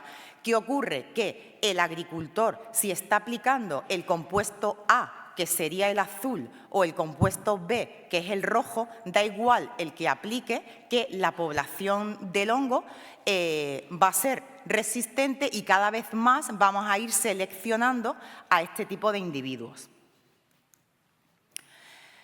¿Cómo podemos evitar la resistencia a los fitosanitarios dentro de lo que cabe? Pues es fundamental 4 puntos que he dividido en el grupo de fungicidas del que estemos tratando, cómo se usan los fungicidas, la biología del patógeno, que la verdad que aquí podemos hacer nosotros bien poco, y las prácticas culturales, entre otras. Con respecto al grupo de fungicidas, ya os he comentado que existen diferentes grupos dependiendo donde ataquen en el hongo. Normalmente hay fungicidas, no tenemos tantos en el mercado, pero sí que hay fungicidas que son multisitios, como por ejemplo el azufre, el cobre, el captán, tiram. Todos estos fungicidas tienen la habilidad de actuar en distintos puntos dentro del hongo. Pero, como os digo, no tenemos muchos en comparación con los fungicidas que son específicos de sitio, o sea, tienen una única diana. ¿Qué ocurre cuando comparamos unos y otros? Porque, claro, a nivel de desarrollo de resistencia, al hongo le es más difícil de generar resistencia a los fungicidas multisitios. Pero, como veis en la tabla que os pongo aquí en la imagen, veis más flechas rojas en los multisitios que en los que tienen un único sitio de acción, ¿vale? Entonces, los multisitios sí que es verdad que el riesgo de desarrollo de resistencia es más bajo, pero por otro lado, la frecuencia de aplicación es más alta, las dosis son más altas y también, por tanto, el impacto sobre el medio ambiente es más alto. Por otro lado, los de sitio único, normalmente como suelen ser sistémicos, esto significa que se meten en el interior de la planta, son más fáciles de ser transportados a distintas zonas y proteger por completo la planta. Por tanto, suelen tener o necesitar una frecuencia de aplicación menor, una dosis menor y también, por tanto, el impacto sobre el medio ambiente es menor. Pero, como os digo, es más fácil de que los patógenos desarrollen resistencia a estos compuestos. Por otro lado, también, dependiendo del tipo de fungicida y de dónde actúe, la resistencia que vamos a encontrarnos va a ser diferente. Por un lado, podemos encontrarnos fungicidas que el tipo de resistencia que provoquen serían de tipo cualitativo. Eso quiere decir que cuando hacemos una monitorización en el campo sobre el patógeno en cuestión, vamos a ver individuos solo de 2 tipos, o sensibles o resistentes al compuesto, ¿vale? Y esto ocurriría por mutaciones puntuales, por modificación de la diana, que es lo que os he comentado antes. Pero también hay otros fungicidas que provocan una resistencia de tipo cuantitativo. Y en este caso, el patógeno con una mutación no le vale, necesita de varias mutaciones en la misma proteína diana. Entonces le cuesta un poquito más. En este caso, si hacemos una monitorización en campo, detectaríamos individuos con distintos niveles de resistencia, ¿vale? Y, claro, a los de la zona media, los que tienen una resistencia media, a eso sí podríamos controlarnos un poco más. En el caso de la cualitativa, cuando es todo o nada, esos fungicidas ya no funcionarían. Con respecto al uso del fungicida, aparte de todas las recomendaciones que ha dicho mi compañero Antonio, es también muy importante evitar, como os he comentado, el uso repetitivo y único del mismo producto para evitar la selección de los individuos que son resistentes. Siempre utilizar la dosis recomendada.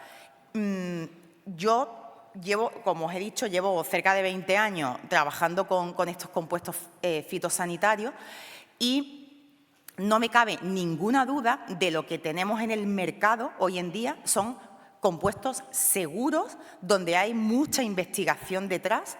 Entonces, estoy muy a favor de todo lo que ha dicho Antonio sobre el tema de que por unos pocos puede que lloremos todos. Y es que no deberíamos quedarnos sin este tipo de compuestos porque, como os digo, son seguros. Por tanto, para que sigamos confiando en ello, debéis respetar, o los agricultores deben respetar las dosis recomendadas, porque si empiezan a reducir es cuando estamos también seleccionando por individuos que tarde o temprano van a ser resistentes. Por supuesto, mojar bien la planta y no intentar ahorrar y no aplicarlo bajo determinadas condiciones inadecuadas, como por ejemplo si hace viento, llueve, etc. Por otro lado, es importante para evitar la resistencia la biología del patógeno, pero como os digo, aquí nosotros no podemos jugar mucho, ya que de acuerdo también con el Comité de Acción y Resistencia a Fungicidas, los patógenos se dividen en distintos grupos en función de, por ejemplo, si tienen una alta tasa de mutaciones, se reproducen mucho durante el ciclo de cultivo. Entonces, hay un grupo que es aquellos que tienen un alto riesgo de desarrollo de resistencia, como son, he puesto algunos ejemplos, los oidios o la botritis, ¿vale? Este tipo de hongos fitopatógenos tienen la habilidad de que al poco tiempo de ser autorizado un producto en campo, a los 2 años, 3 años, como no se estén utilizando bien, ese compuesto ya no es efectivo porque desarrolla muy fácilmente resistencia.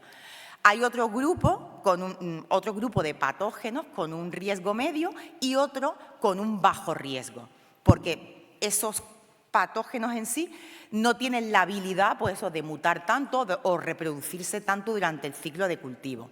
Ejemplos de bajo riesgo, pues la fusariosis o el oidio de manzano, entre otros.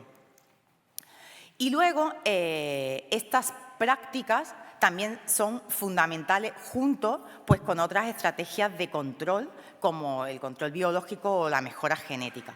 Pero me he centrado en esta porque gracias a estas prácticas culturales lo que intentamos es evitar las condiciones óptimas de desarrollo de estos patógenos, principalmente temperatura, humedad relativa o que queden restos en las parcelas de este tipo de individuos, sobre todo los que son resistentes. Entonces, las recomendaciones que damos de técnicas previas al cultivo, pues tener las parcelas muy limpias porque este tipo de hongos, sobre todo los oidios, las botritis, son capaces de sobrevivir durante largos periodos de tiempo en las parcelas. Entonces, si la parcela no está limpia de este tipo de restos, en el momento que se den las condiciones óptimas para el desarrollo de estos patógenos, pues van a infectar por completo la plantación.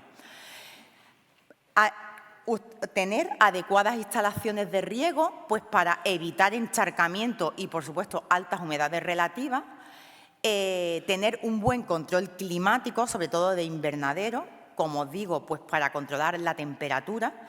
y utilizar pues tanto un abonado o estiércol adecuado pues para que la planta esté sana y sea capaz de defenderse en el caso de que aparezcan y la presión todavía de la enfermedad no sea muy alta. Y durante el cultivo, pues seguir monitorizando la plantación, eliminar malas hierbas, restos vegetales, plantas enfermas, frutos enfermos que normalmente están momificados y están llenos de esporas, esporas que van a dispersarse por la finca. Y, como os digo, pues mantener la planta con un buen abonado para que se defienda en el momento de que aparezca. En definitiva, un buen manejo sanitario de la plantación. Como os digo, yo soy fiel defensora de los fungicidas. No me cabe ninguna duda que van a seguir teniendo un papel clave en nuestra agricultura, pero tiene que ser un trabajo de todo el poder mantenerlos y que sigan siendo eficaces. Y más hoy en día que, como hemos comentado varios ponentes, con el Pacto Verde Europeo pues, se reduce mucho el uso de estos compuestos. Entonces, el abanico de posibilidades que antes tenían los agricultores ya no va a estar. Y si no tenemos tantos compuestos, la presión de selección de utilizar siempre los mismos va a generar resistencia en los patógenos, como os he comentado. Entonces, a modo de resumen, como estrategia para minimizar el riesgo de resistencia, pues recomendaría, por supuesto, un control integrado de la enfermedad. Aquí los asesores sois claves para saber cuándo deberíamos utilizar un control químico y cuándo se decida que se debe usar, pues intentar reducir el uso de estos compuestos al máximo que podamos, pero si tenemos que utilizarlo, intentar diversificar los tratamientos, evitar el uso repetitivo siempre de los mismos compuestos, alternarlos con distintos modos de acción para que no sea tan fácil generar resistencia por parte del patógeno. Si es posible y la situación es insostenible, pues introducir fungicidas que sean multidianas, como azufre, que sé que se puede usar en determinados cultivos aún, sobre todo en ecológicos, que tengo entendido.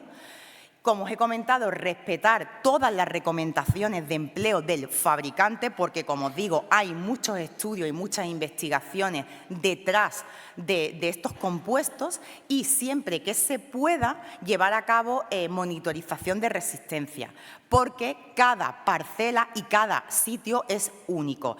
Y como bien he escuchado esta mañana en una de las charlas de uno de los ponentes, no se puede hacer agricultura o intentar solucionar la agricultura, los problemas que tengamos en los bares.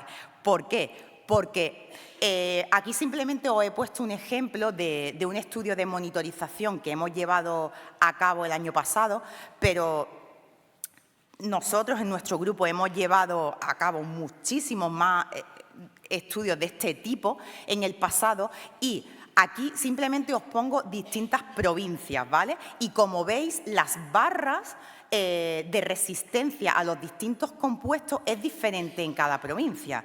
Pero si nos vamos a nivel parcela, que es como nos hemos ido en otros estudios, cada parcela es única. Hay parcelas en las que cuando analizamos la resistencia fungicida, todos los aislados o la mayoría de los aislados son sensibles a la mayoría de los compuestos y, por tanto, el agricultor puede utilizar, seguir confiando en todo lo que tiene disponible, pero, sin embargo, a lo mejor la parcela del vecino tiene una historia completamente diferente. Y nosotros hemos visto parcelas vecinas con una todo sensible y la otra prácticamente todo resistente. Entonces, nosotros no podemos darle las mismas recomendaciones a un vecino y al otro vecino. Entonces, cada parcela es única y cada provincia tiene distintos tratamientos y, por tanto, la población del hongo va a ser diferente.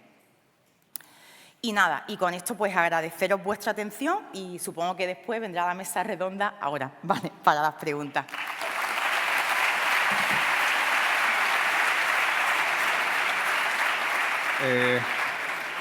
Comenzamos la mesa redonda con todos los ponentes de este bloque. Será moderada por el doctor Alberto Urbaneja, de la Unidad de Entomología del IBIA, que mañana será ponente. Hacemos como en el primer bloque, podéis levantar la mano y el personal de sala estará pendiente para recoger los papeles. Mientras van subiendo los ponentes, os comento un cambio en el programa.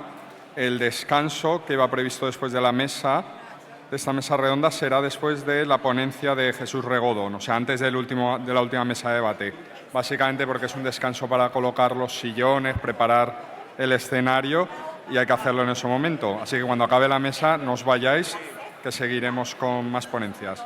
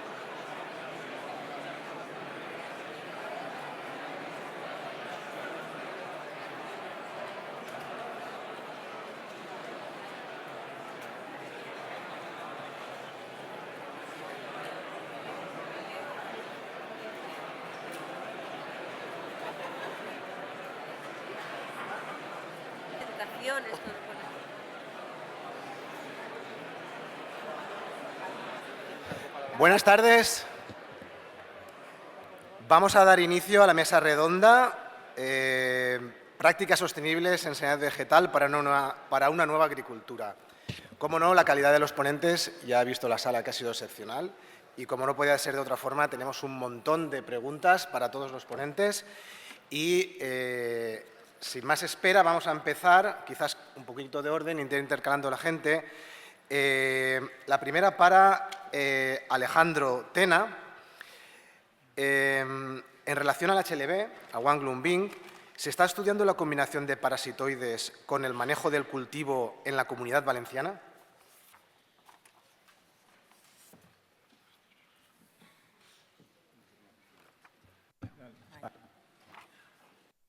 Ahora.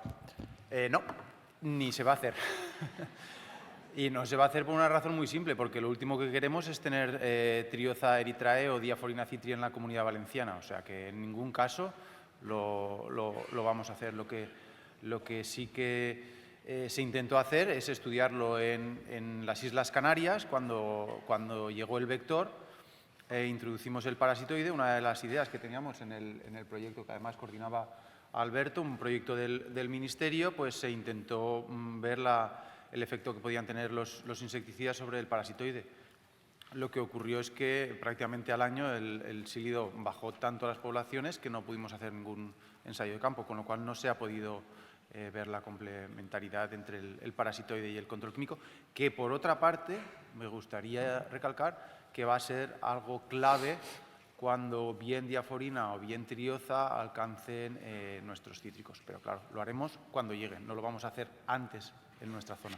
Otra cosa es que en países, por ejemplo, como ahora Chipre, podamos colaborar con ellos. De hecho, como he dicho anteriormente, vamos a ir en las próximas semanas para verlo y, bueno, pues si podemos tener algún proyecto europeo y estudiarlo allí, pues sería ideal. Gracias, Alejandro.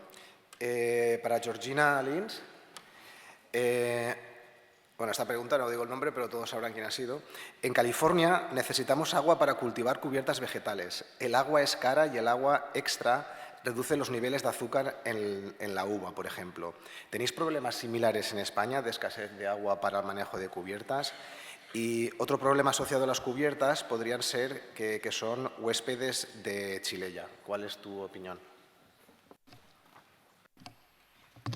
A ver, en cuanto al agua, sí, realmente es un problema. Este año hemos sufrido una crisis acuática, hemos sufrido todos una falta de agua que es espectacular y en la zona que yo conozco, que es la zona frutícola de Lleida, pues bueno, hemos sufrido un montón y sí es cierto que las cubiertas y según qué cultivos aún más, pues están utilizando recursos que en estos momentos y en algunos años pues son complicados de compatibilizarlos con el cultivo. Entonces, sí que a nivel general o a nivel como aproximación general, yo creo que es importante contemplar la presencia de las cubiertas, pero también cuando nos encontramos en casos que son muy extremos, muy dramáticos. A ver, estamos haciendo agricultura y lo primero es cultivar y producir alimentos. Yo lo acostumo a comparar a aquella persona que le han hecho un trasplante de riñón y cuando a alguien le hacen un trasplante de riñón, de corazón, de pulmón, de lo que sea, le dan medicamentos muy fuertes, inmunodepresores, para no provocar un rechazo. Claro, nadie se le ocurre en su sano juicio de tomarse un inmunodepresor así por así, solamente te lo tomas cuando pues, la ocasión es suficientemente dramática, ¿no? En este caso, en este sentido, el tema del agua, las cubiertas vegetales y la producción agraria, claro, cuando nos encontramos en situaciones que son dramáticas, pues bueno, primero es el cultivo y a la vez también creo que tenemos que de encontrar el punto de hasta cuándo nosotros podemos mantener esta cubierta vegetal y ser conscientes de que si la quitamos estamos también suprimiendo agua, estamos suprimiendo también suelo.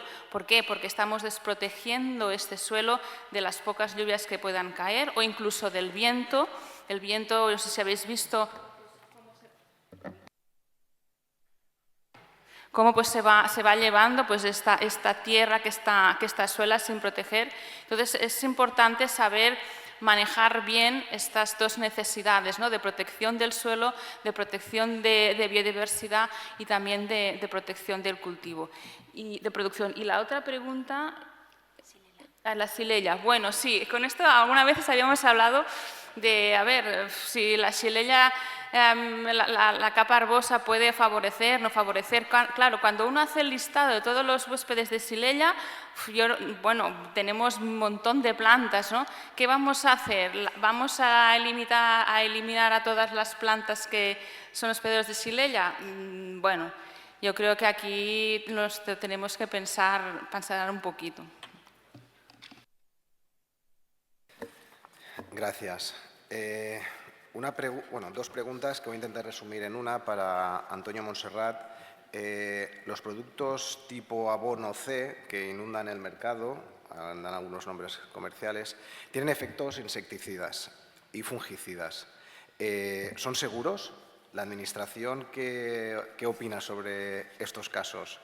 Y, bueno, sí, básicamente. Cuando te venden un abono C como un producto con efectos fungicidas o insecticidas, hay dos alternativas. O te están engañando o es un fraude que te están metiendo un producto camuflado. Entonces, normalmente yo desconfío bastante. Yo he visto en algunos casos, el año pasado, con unos productos que se estaban vendiendo para tigre del almendro, con unos efectos espectaculares según algún agricultor, y la realidad era que no tenían ningún efecto y que había un depredador que era Celus que se cargó el tigre, y ellos pensaban que eran de los tratamientos. Es decir, eso es el efecto que tiene la mayoría de estos productos. Podría haber alguno que tenga, pero de todas formas para mí sería un fraude si se lo venden como un fitosanitario. Está claro, gracias. Para Dolores Fernández, hay un montón de preguntas. Voy a intentar también... ¿Dónde está? Aquí. Voy a intentar también resumir dos en una. Están en relación a las dosis, a la bajada de dosis para mantener los registros de productos fitosanitarios que tienen incidencia en la aparición de resistencias. Y lo mismo, ¿crees que se podría reducir la superficie mínima de mojado de la planta para ahorrar fungicida y esto podría tener implicaciones en las resistencias? No. Es lo que he comentado anteriormente. Detrás del registro de un producto hay mucho estudio y es porque esas dosis deben ser las que son, no hay más. En el momento que tú empiezas a utilizar dosis más bajas, tú estás como habituando, es lo mismo, el mismo ejemplo que los antibióticos que nos tomamos nosotros. ¿Por qué no tenemos que tomarnos el tratamiento completo? Porque debe haber una dosis concreta y unos días concretos. En el momento que no te tomas la pastilla que te toca o no te metes la dosis que te toca los días que te toca, ya empezamos a generar resistencia. Pues aquí es exactamente lo mismo. Si el fabricante dice hay que aplicar esta dosis, eso es lo que tenemos que echar. Y si hay que mojar la planta entera, hay que aplicar la planta entera. Es que no hay otra, ¿vale? Es lo que os digo, hay mucha ciencia detrás y si las cosas son así es porque está estudiado que debe ser así. Gracias. Una pregunta para Vicente Navarro. ¿Qué avances se tienen en la bispilla del almendro? ¿Se está buscando alguna feromona? En la bispilla del almendro, ¿se está buscando alguna feromona? Y luego hay una pregunta que no está dirigida a ningún ponente, pero vamos, creo que la podrías responder tú. Recientemente se publicó un artículo en el que se veía que había resistencia de ceratitis a deltametrina en las parcelas donde se había utilizado deltametrina. Creo que esto ¿crees que podría limitar el uso de los sistemas Attract and Kill? Vale, por empezar con Eurotoma amygdali, la bispilla del almendro, el problema que encontramos después de 2 años buscando compuestos es que parece que no se comunica químicamente, como he comentado en algunos ejemplos. La prueba final se realizó con una trampa en la cual, después de probar todas las sustancias químicas y no capturar nada, colocábamos hembras y sí que capturábamos machos. Es decir, había atracción. Pero en cuanto tapamos las hembras con una media, para que no se pudiesen ver desde fuera, pero que los volátiles sí que emitiesen, no capturamos ni un macho. Es decir, la atracción final se realiza por estímulos visuales. Con lo cual, llegamos a la conclusión de que dejábamos el estudio, porque químicamente, después de intentar aislar ese compuesto, no lo encontramos y es por eso, porque hay una atracción visual. Y luego la segunda pregunta es bastante controvertida, porque se han presentado también aquí, por ejemplo, el MagnetMed, que lleva deltametrina. Hay varios estudios en los que llevan estos piretroides. Y el problema está en que si nosotros utilizamos este tipo de trampas, las dejamos colgando en el campo con una dosis subletal durante muchísimo tiempo y no las retiramos, lo que estamos provocando es, efectivamente, que las moscas se acerquen a la trampa, que contacten con ellas, pero fuera del plazo. Es decir, como ha comentado ahora mismo Dolores, hay una dosis para matar a las moscas. Son tantos miligramos en la cubierta, pero si dejamos ese MagnetMed durante meses colocados, pues al año siguiente si llega una mosca y toca con dosis subcrónicas o como queramos llamarlos, subletales, mejor dicho, con dosis subletales, quieras que no, estamos favoreciendo esas resistencias. Con lo cual, lo mismo pasa con las trampas. Si hay dosis, se colocan trampas que llevan la tapa con insecticida, la mosca entra, toca, no llega a morir del todo, queda dentro y sale, estamos dando dosis subletales continuas durante un tiempo muy prolongado. Es decir, exposición prolongada de tiempo a dosis subletales. Eso igual a resistencias. ¿Eso que indica? Lo que me dice a mí es que cuando se termine de utilizar estas trampas se deberían retirar tal como marca la legislación. Así evitaríamos esas resistencias. Gracias, Vicente. Una pregunta para Estefanía Rodríguez. ¿Cómo crees que... Ay, perdona. ¿Cómo piensas que se puede promocionar la contratación o la incorporación de taxónomos en los centros de investigación para hacer la labor tan importante que hacen? Te pregunta. Pues la verdad es que la pregunta más bien me ha parecido una solución plausible e interesante, porque la verdad es que el declive de taxónomos es algo realmente preocupante y lleva sucediendo sobre todo pues porque no está promocionado desde la carrera científica, un trabajo muy laborioso que a lo mejor para publicar grandes monografías que no se publican en revistas de impacto, que luego no se está de alguna manera cuantificando desde lo que es el propio currículum investigador, y entonces eso todo ha hecho, tampoco hay proyectos de financiación que generen estos tipos de conocimientos y es una labor pues muy específica.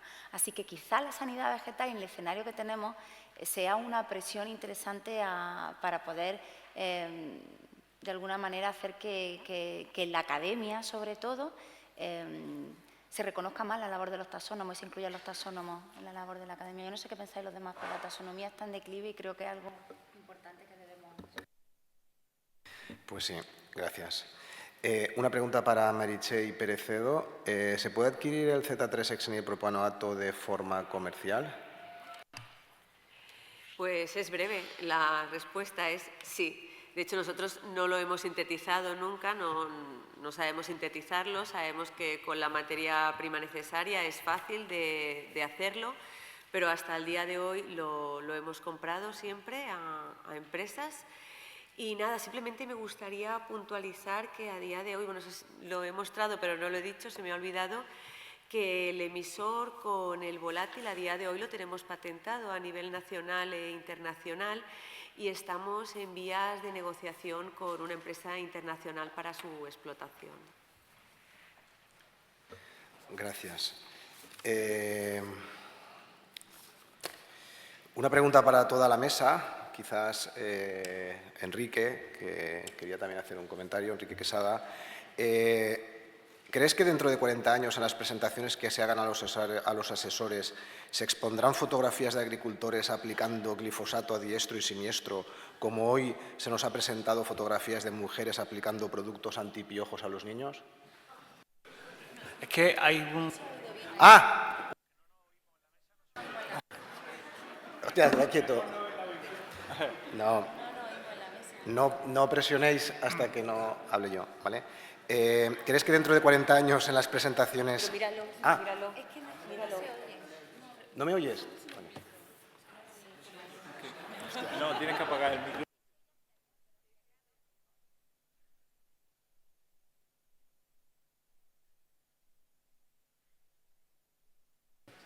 Oh. Creo que no. La respuesta es que no. Yo lo que sí, si se me permite 20 segundos, creo que tratándose de un congreso o de una jornada para asesores, alguna definición clara sí se tienen que llevar. Yo llevo aquí un rato y nosotros mismos nos encargamos de neutralizarnos a nosotros mismos. Entonces, como en lo que trabajo conozco un poco los fundamentos, sí les puedo decir, a pesar de algunas cosas que yo he podido oír, que cuando nos referimos al control biológico, y yo les he dicho que el control biológico en senso estricto es el empleo de enemigos naturales, bien micro o macro, eso tiene un fundamento claro. Eso ocurre de manera natural. Es decir, los insectos padecen enfermedades. Los microorganismos entomopatógenos están en la naturaleza. El 90% de los suelos de la península ibérica contiene Bacillus thuringiensis. Si a usted se le cae una manzana al suelo y no la limpia bien, va a ingerir Bacillus thuringiensis. Los insectos padecen enfermedades causadas por virus, por hongos, por nemátodos. Eso ocurre de manera natural. Por tanto, es natural porque ocurre de manera natural. Entonces, al menos que algunas cosas no las llevemos. Igual que es natural que sufran la acción de depredadores y parasitoides. Entonces, eso por lo menos, como una persona del mundo de la patología de invertebrados, me gustaría que sí se lo llevaran claro. Cuando ustedes utilizan un microorganismo, están utilizando algo que de alguna manera está ocurriendo de manera natural y que solo afecta, podríamos plantearnos si a todos los artrópodos o no, pero no a otros seres que comparten el nicho con los insectos. Y yo creo que la pregunta es, las fotografías estas de mujeres aplicando productos antipiojos a los niños, pues yo creo que dentro de 40 años, si nos las enseñan, serán color.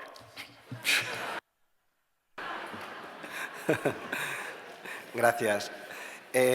Alejandro, una pregunta.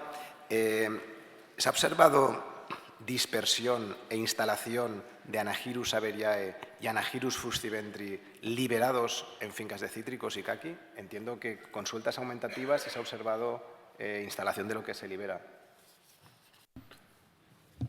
Bueno, hay que decir que son dos organismos beneficiosos, dos parasitoides completamente diferentes, en el sentido de que el Anagyrus averiae es un organismo de reciente introducción y que se ha hecho un trabajo por parte de la Consellería y por parte también de Libia de dispersarlo por toda la Comunidad Valenciana de forma artificial. Es decir, nosotros teníamos un problema que afectaba a toda la comunidad, teníamos un parasitoide que podía ser eficaz pero que se dispersaba muy poco a poco y lo que hicimos fue criarlo de forma masiva y liberarlo por todo. Ahora sabemos que se ha establecido y que se va dispersando poco a poco, pero es un parasitoide que se dispersa.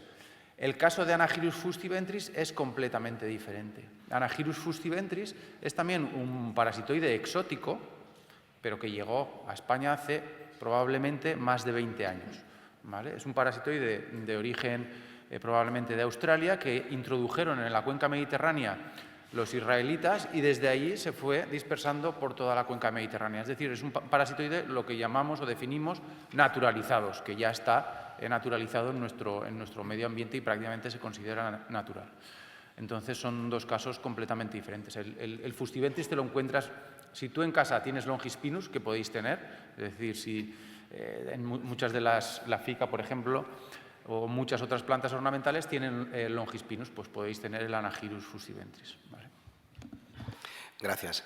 Voy a pedir a los ponentes, no por ti, Alejandro, un poco de brevedad, porque todavía queda un montón de preguntas y si respondemos rápido podremos con todas. ¿Vale? Para Antonio Montserrat, ¿no le parece que en vez de estar preocupados por la obligación de reducción al 50%, deberíamos insistir en flexibilizar el reglamento 1107 y flexibilizar el registro de sustancias activas de bajo riesgo? Yo considero que flexibilizar las sustancias de bajo riesgo me parece muy bien, pero en general, con independencia de su origen. Es que me he perdido un poquitín.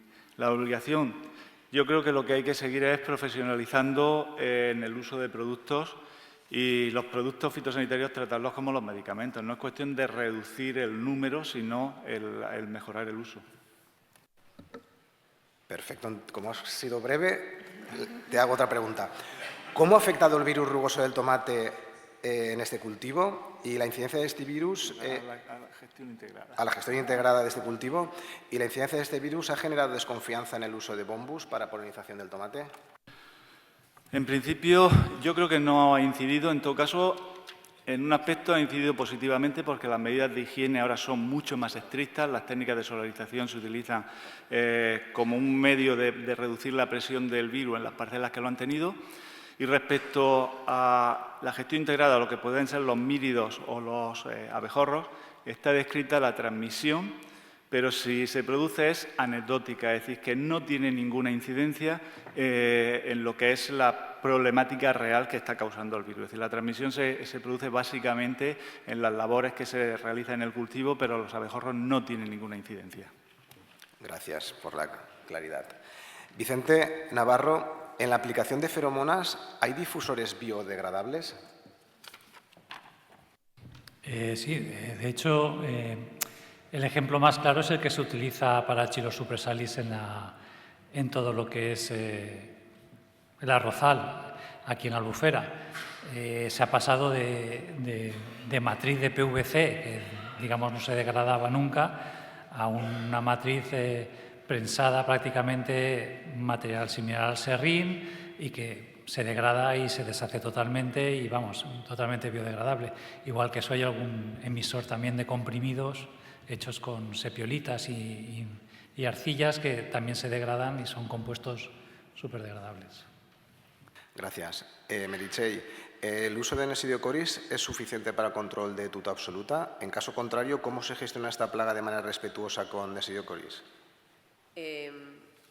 Pues lo principal depende del manejo del cultivo y la clave es tener una buena instalación del mírido.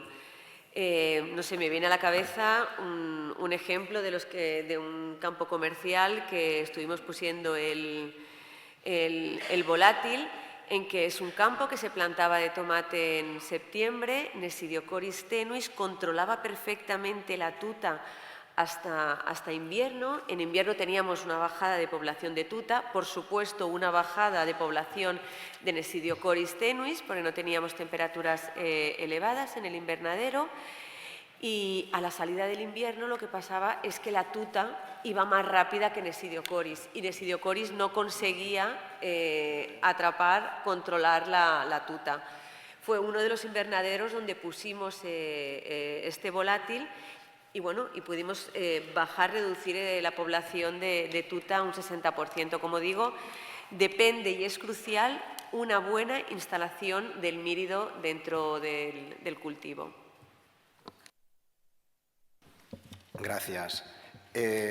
Dolores Fernández, ¿el uso de sublimadores de azufre en invernadero como preventivos, insecticidas y fungicidas, vacío legal de uso?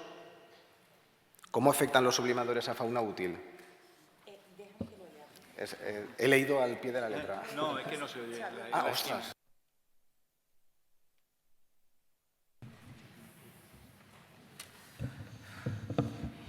La verdad que a nivel legal me pierdo un poco. Yo no recomendaría el uso así como abusivo de azufre, porque sí que es verdad que se lleva usando desde hace muchísimos años, es legendario, pero como he comentado, tiene el riesgo de que es seguro, pero no tan seguro como los compuestos de nueva síntesis. Entonces, no abusaría de ellos, la verdad. Y claro, y también contra la fauna útil es que es lo que os he comentado, es que el riesgo también para el medio ambiente se sabe que del azufre es bastante alto. No lo recomiendo. Gracias. Georgina, dos preguntas en una también, breve, por favor. ¿Usted cree que es sostenible mantener una cubierta vegetal a todo terreno en plena floración y que no afecte a la producción? ¿Y qué cantidad de agua mínima de pluviometría para que sea viable esta cubierta? Bueno, esto depende del tipo de cultivo y de los insectos polinizadores que te polinicen.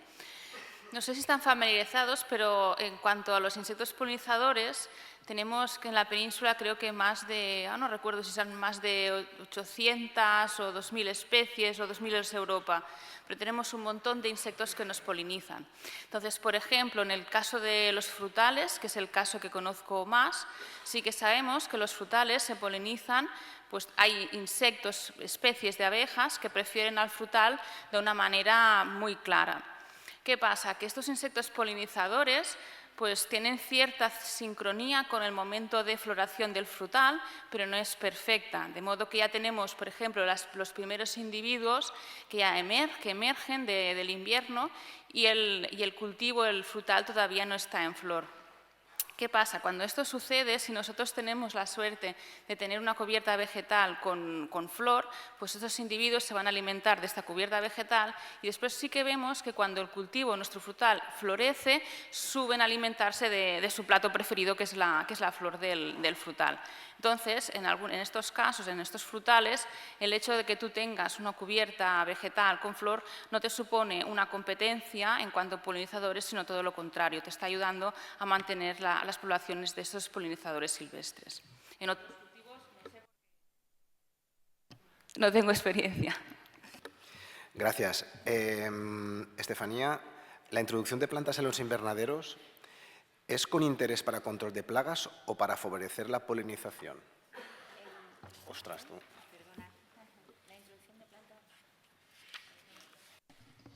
Sí, el interés es el control biológico. El interés es el control biológico tanto comercial, inoculativo, como los insectos que puedan entrar desde fuera, que encuentren esa área un poco y mantener más en el tiempo y mejor los insectos que tienen. Es conservativo.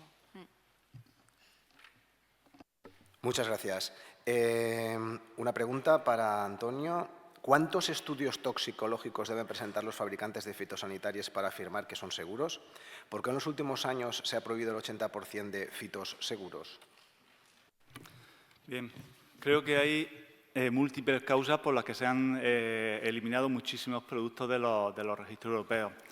En primer lugar, hay productos que realmente no pasan los parámetros de seguridad que se exigen ahora, es decir, tenían que eliminarse con los conocimientos actuales. Hay una amplia gama de productos que simplemente las empresas no lo han defendido porque no son rentables. Es decir, los estudios que se exigen ahora mismo son tan costosos que muchos de los productos más genéricos se han dejado caer simplemente porque no son rentables. Y después también hay algunos que la presión mediática ha hecho que caigan porque están productos que, bueno, pues sí, el tema de abejas o no sé qué, las propias empresas no lo han llegado a defender. Y hay también, a veces hay presiones en algunos casos, podemos poner el caso, por ejemplo, del glifosato. Es decir, tenemos un organismo a nivel europeo, independiente, científico, que es la EFSA, la Agencia Europea de Seguridad Alimentaria, que evalúa toda la documentación habida y por haber y todas las nuevas exigencias que hay. Y a veces, aunque pase el filtro de la EFSA, después llegan los políticos en la comisión y dicen que no lo pasan por lo que sea, es decir, porque hay un producto que está mal visto por las presiones que hay. Entonces, hay muchísimas causas por las que los productos van cayendo. Muchas gracias. Ya estamos a punto de terminar. No hemos conseguido el objetivo. Quedan todavía 13 preguntas por responder, pero bueno, la organización se compromete a responderlas a los que hayáis puesto nombre, que de las 13 solamente es una persona. Así que va a ser fácil. Y para finalizar, una pregunta a la mesa, aunque me puedo imaginar quién la va a contestar. La figura del asesor ha venido degradándose a lo largo del tiempo. ¿Crees que este futuro que se presenta va a favorecer su labor e imagen? ¿Qué pensáis? Yo creo que cuando las cosas se pongan muy mal, se acordarán de los asesores. Es decir, los asesores al final son los que van a sacar las castañas del fuego, los que son capaces de mantener las explotaciones de una forma rentable y además son los que aportan al final. Yo muchas veces te veo en las empresas que la figura del comercial es la importante, además es la que gana más dinero y tal. Digo, si no estuviera el asesor ahí, controlando las plantaciones y sacando las producciones, me parece que el resto de la empresa no viviría. Es decir, los asesores son los esenciales en la producción agraria.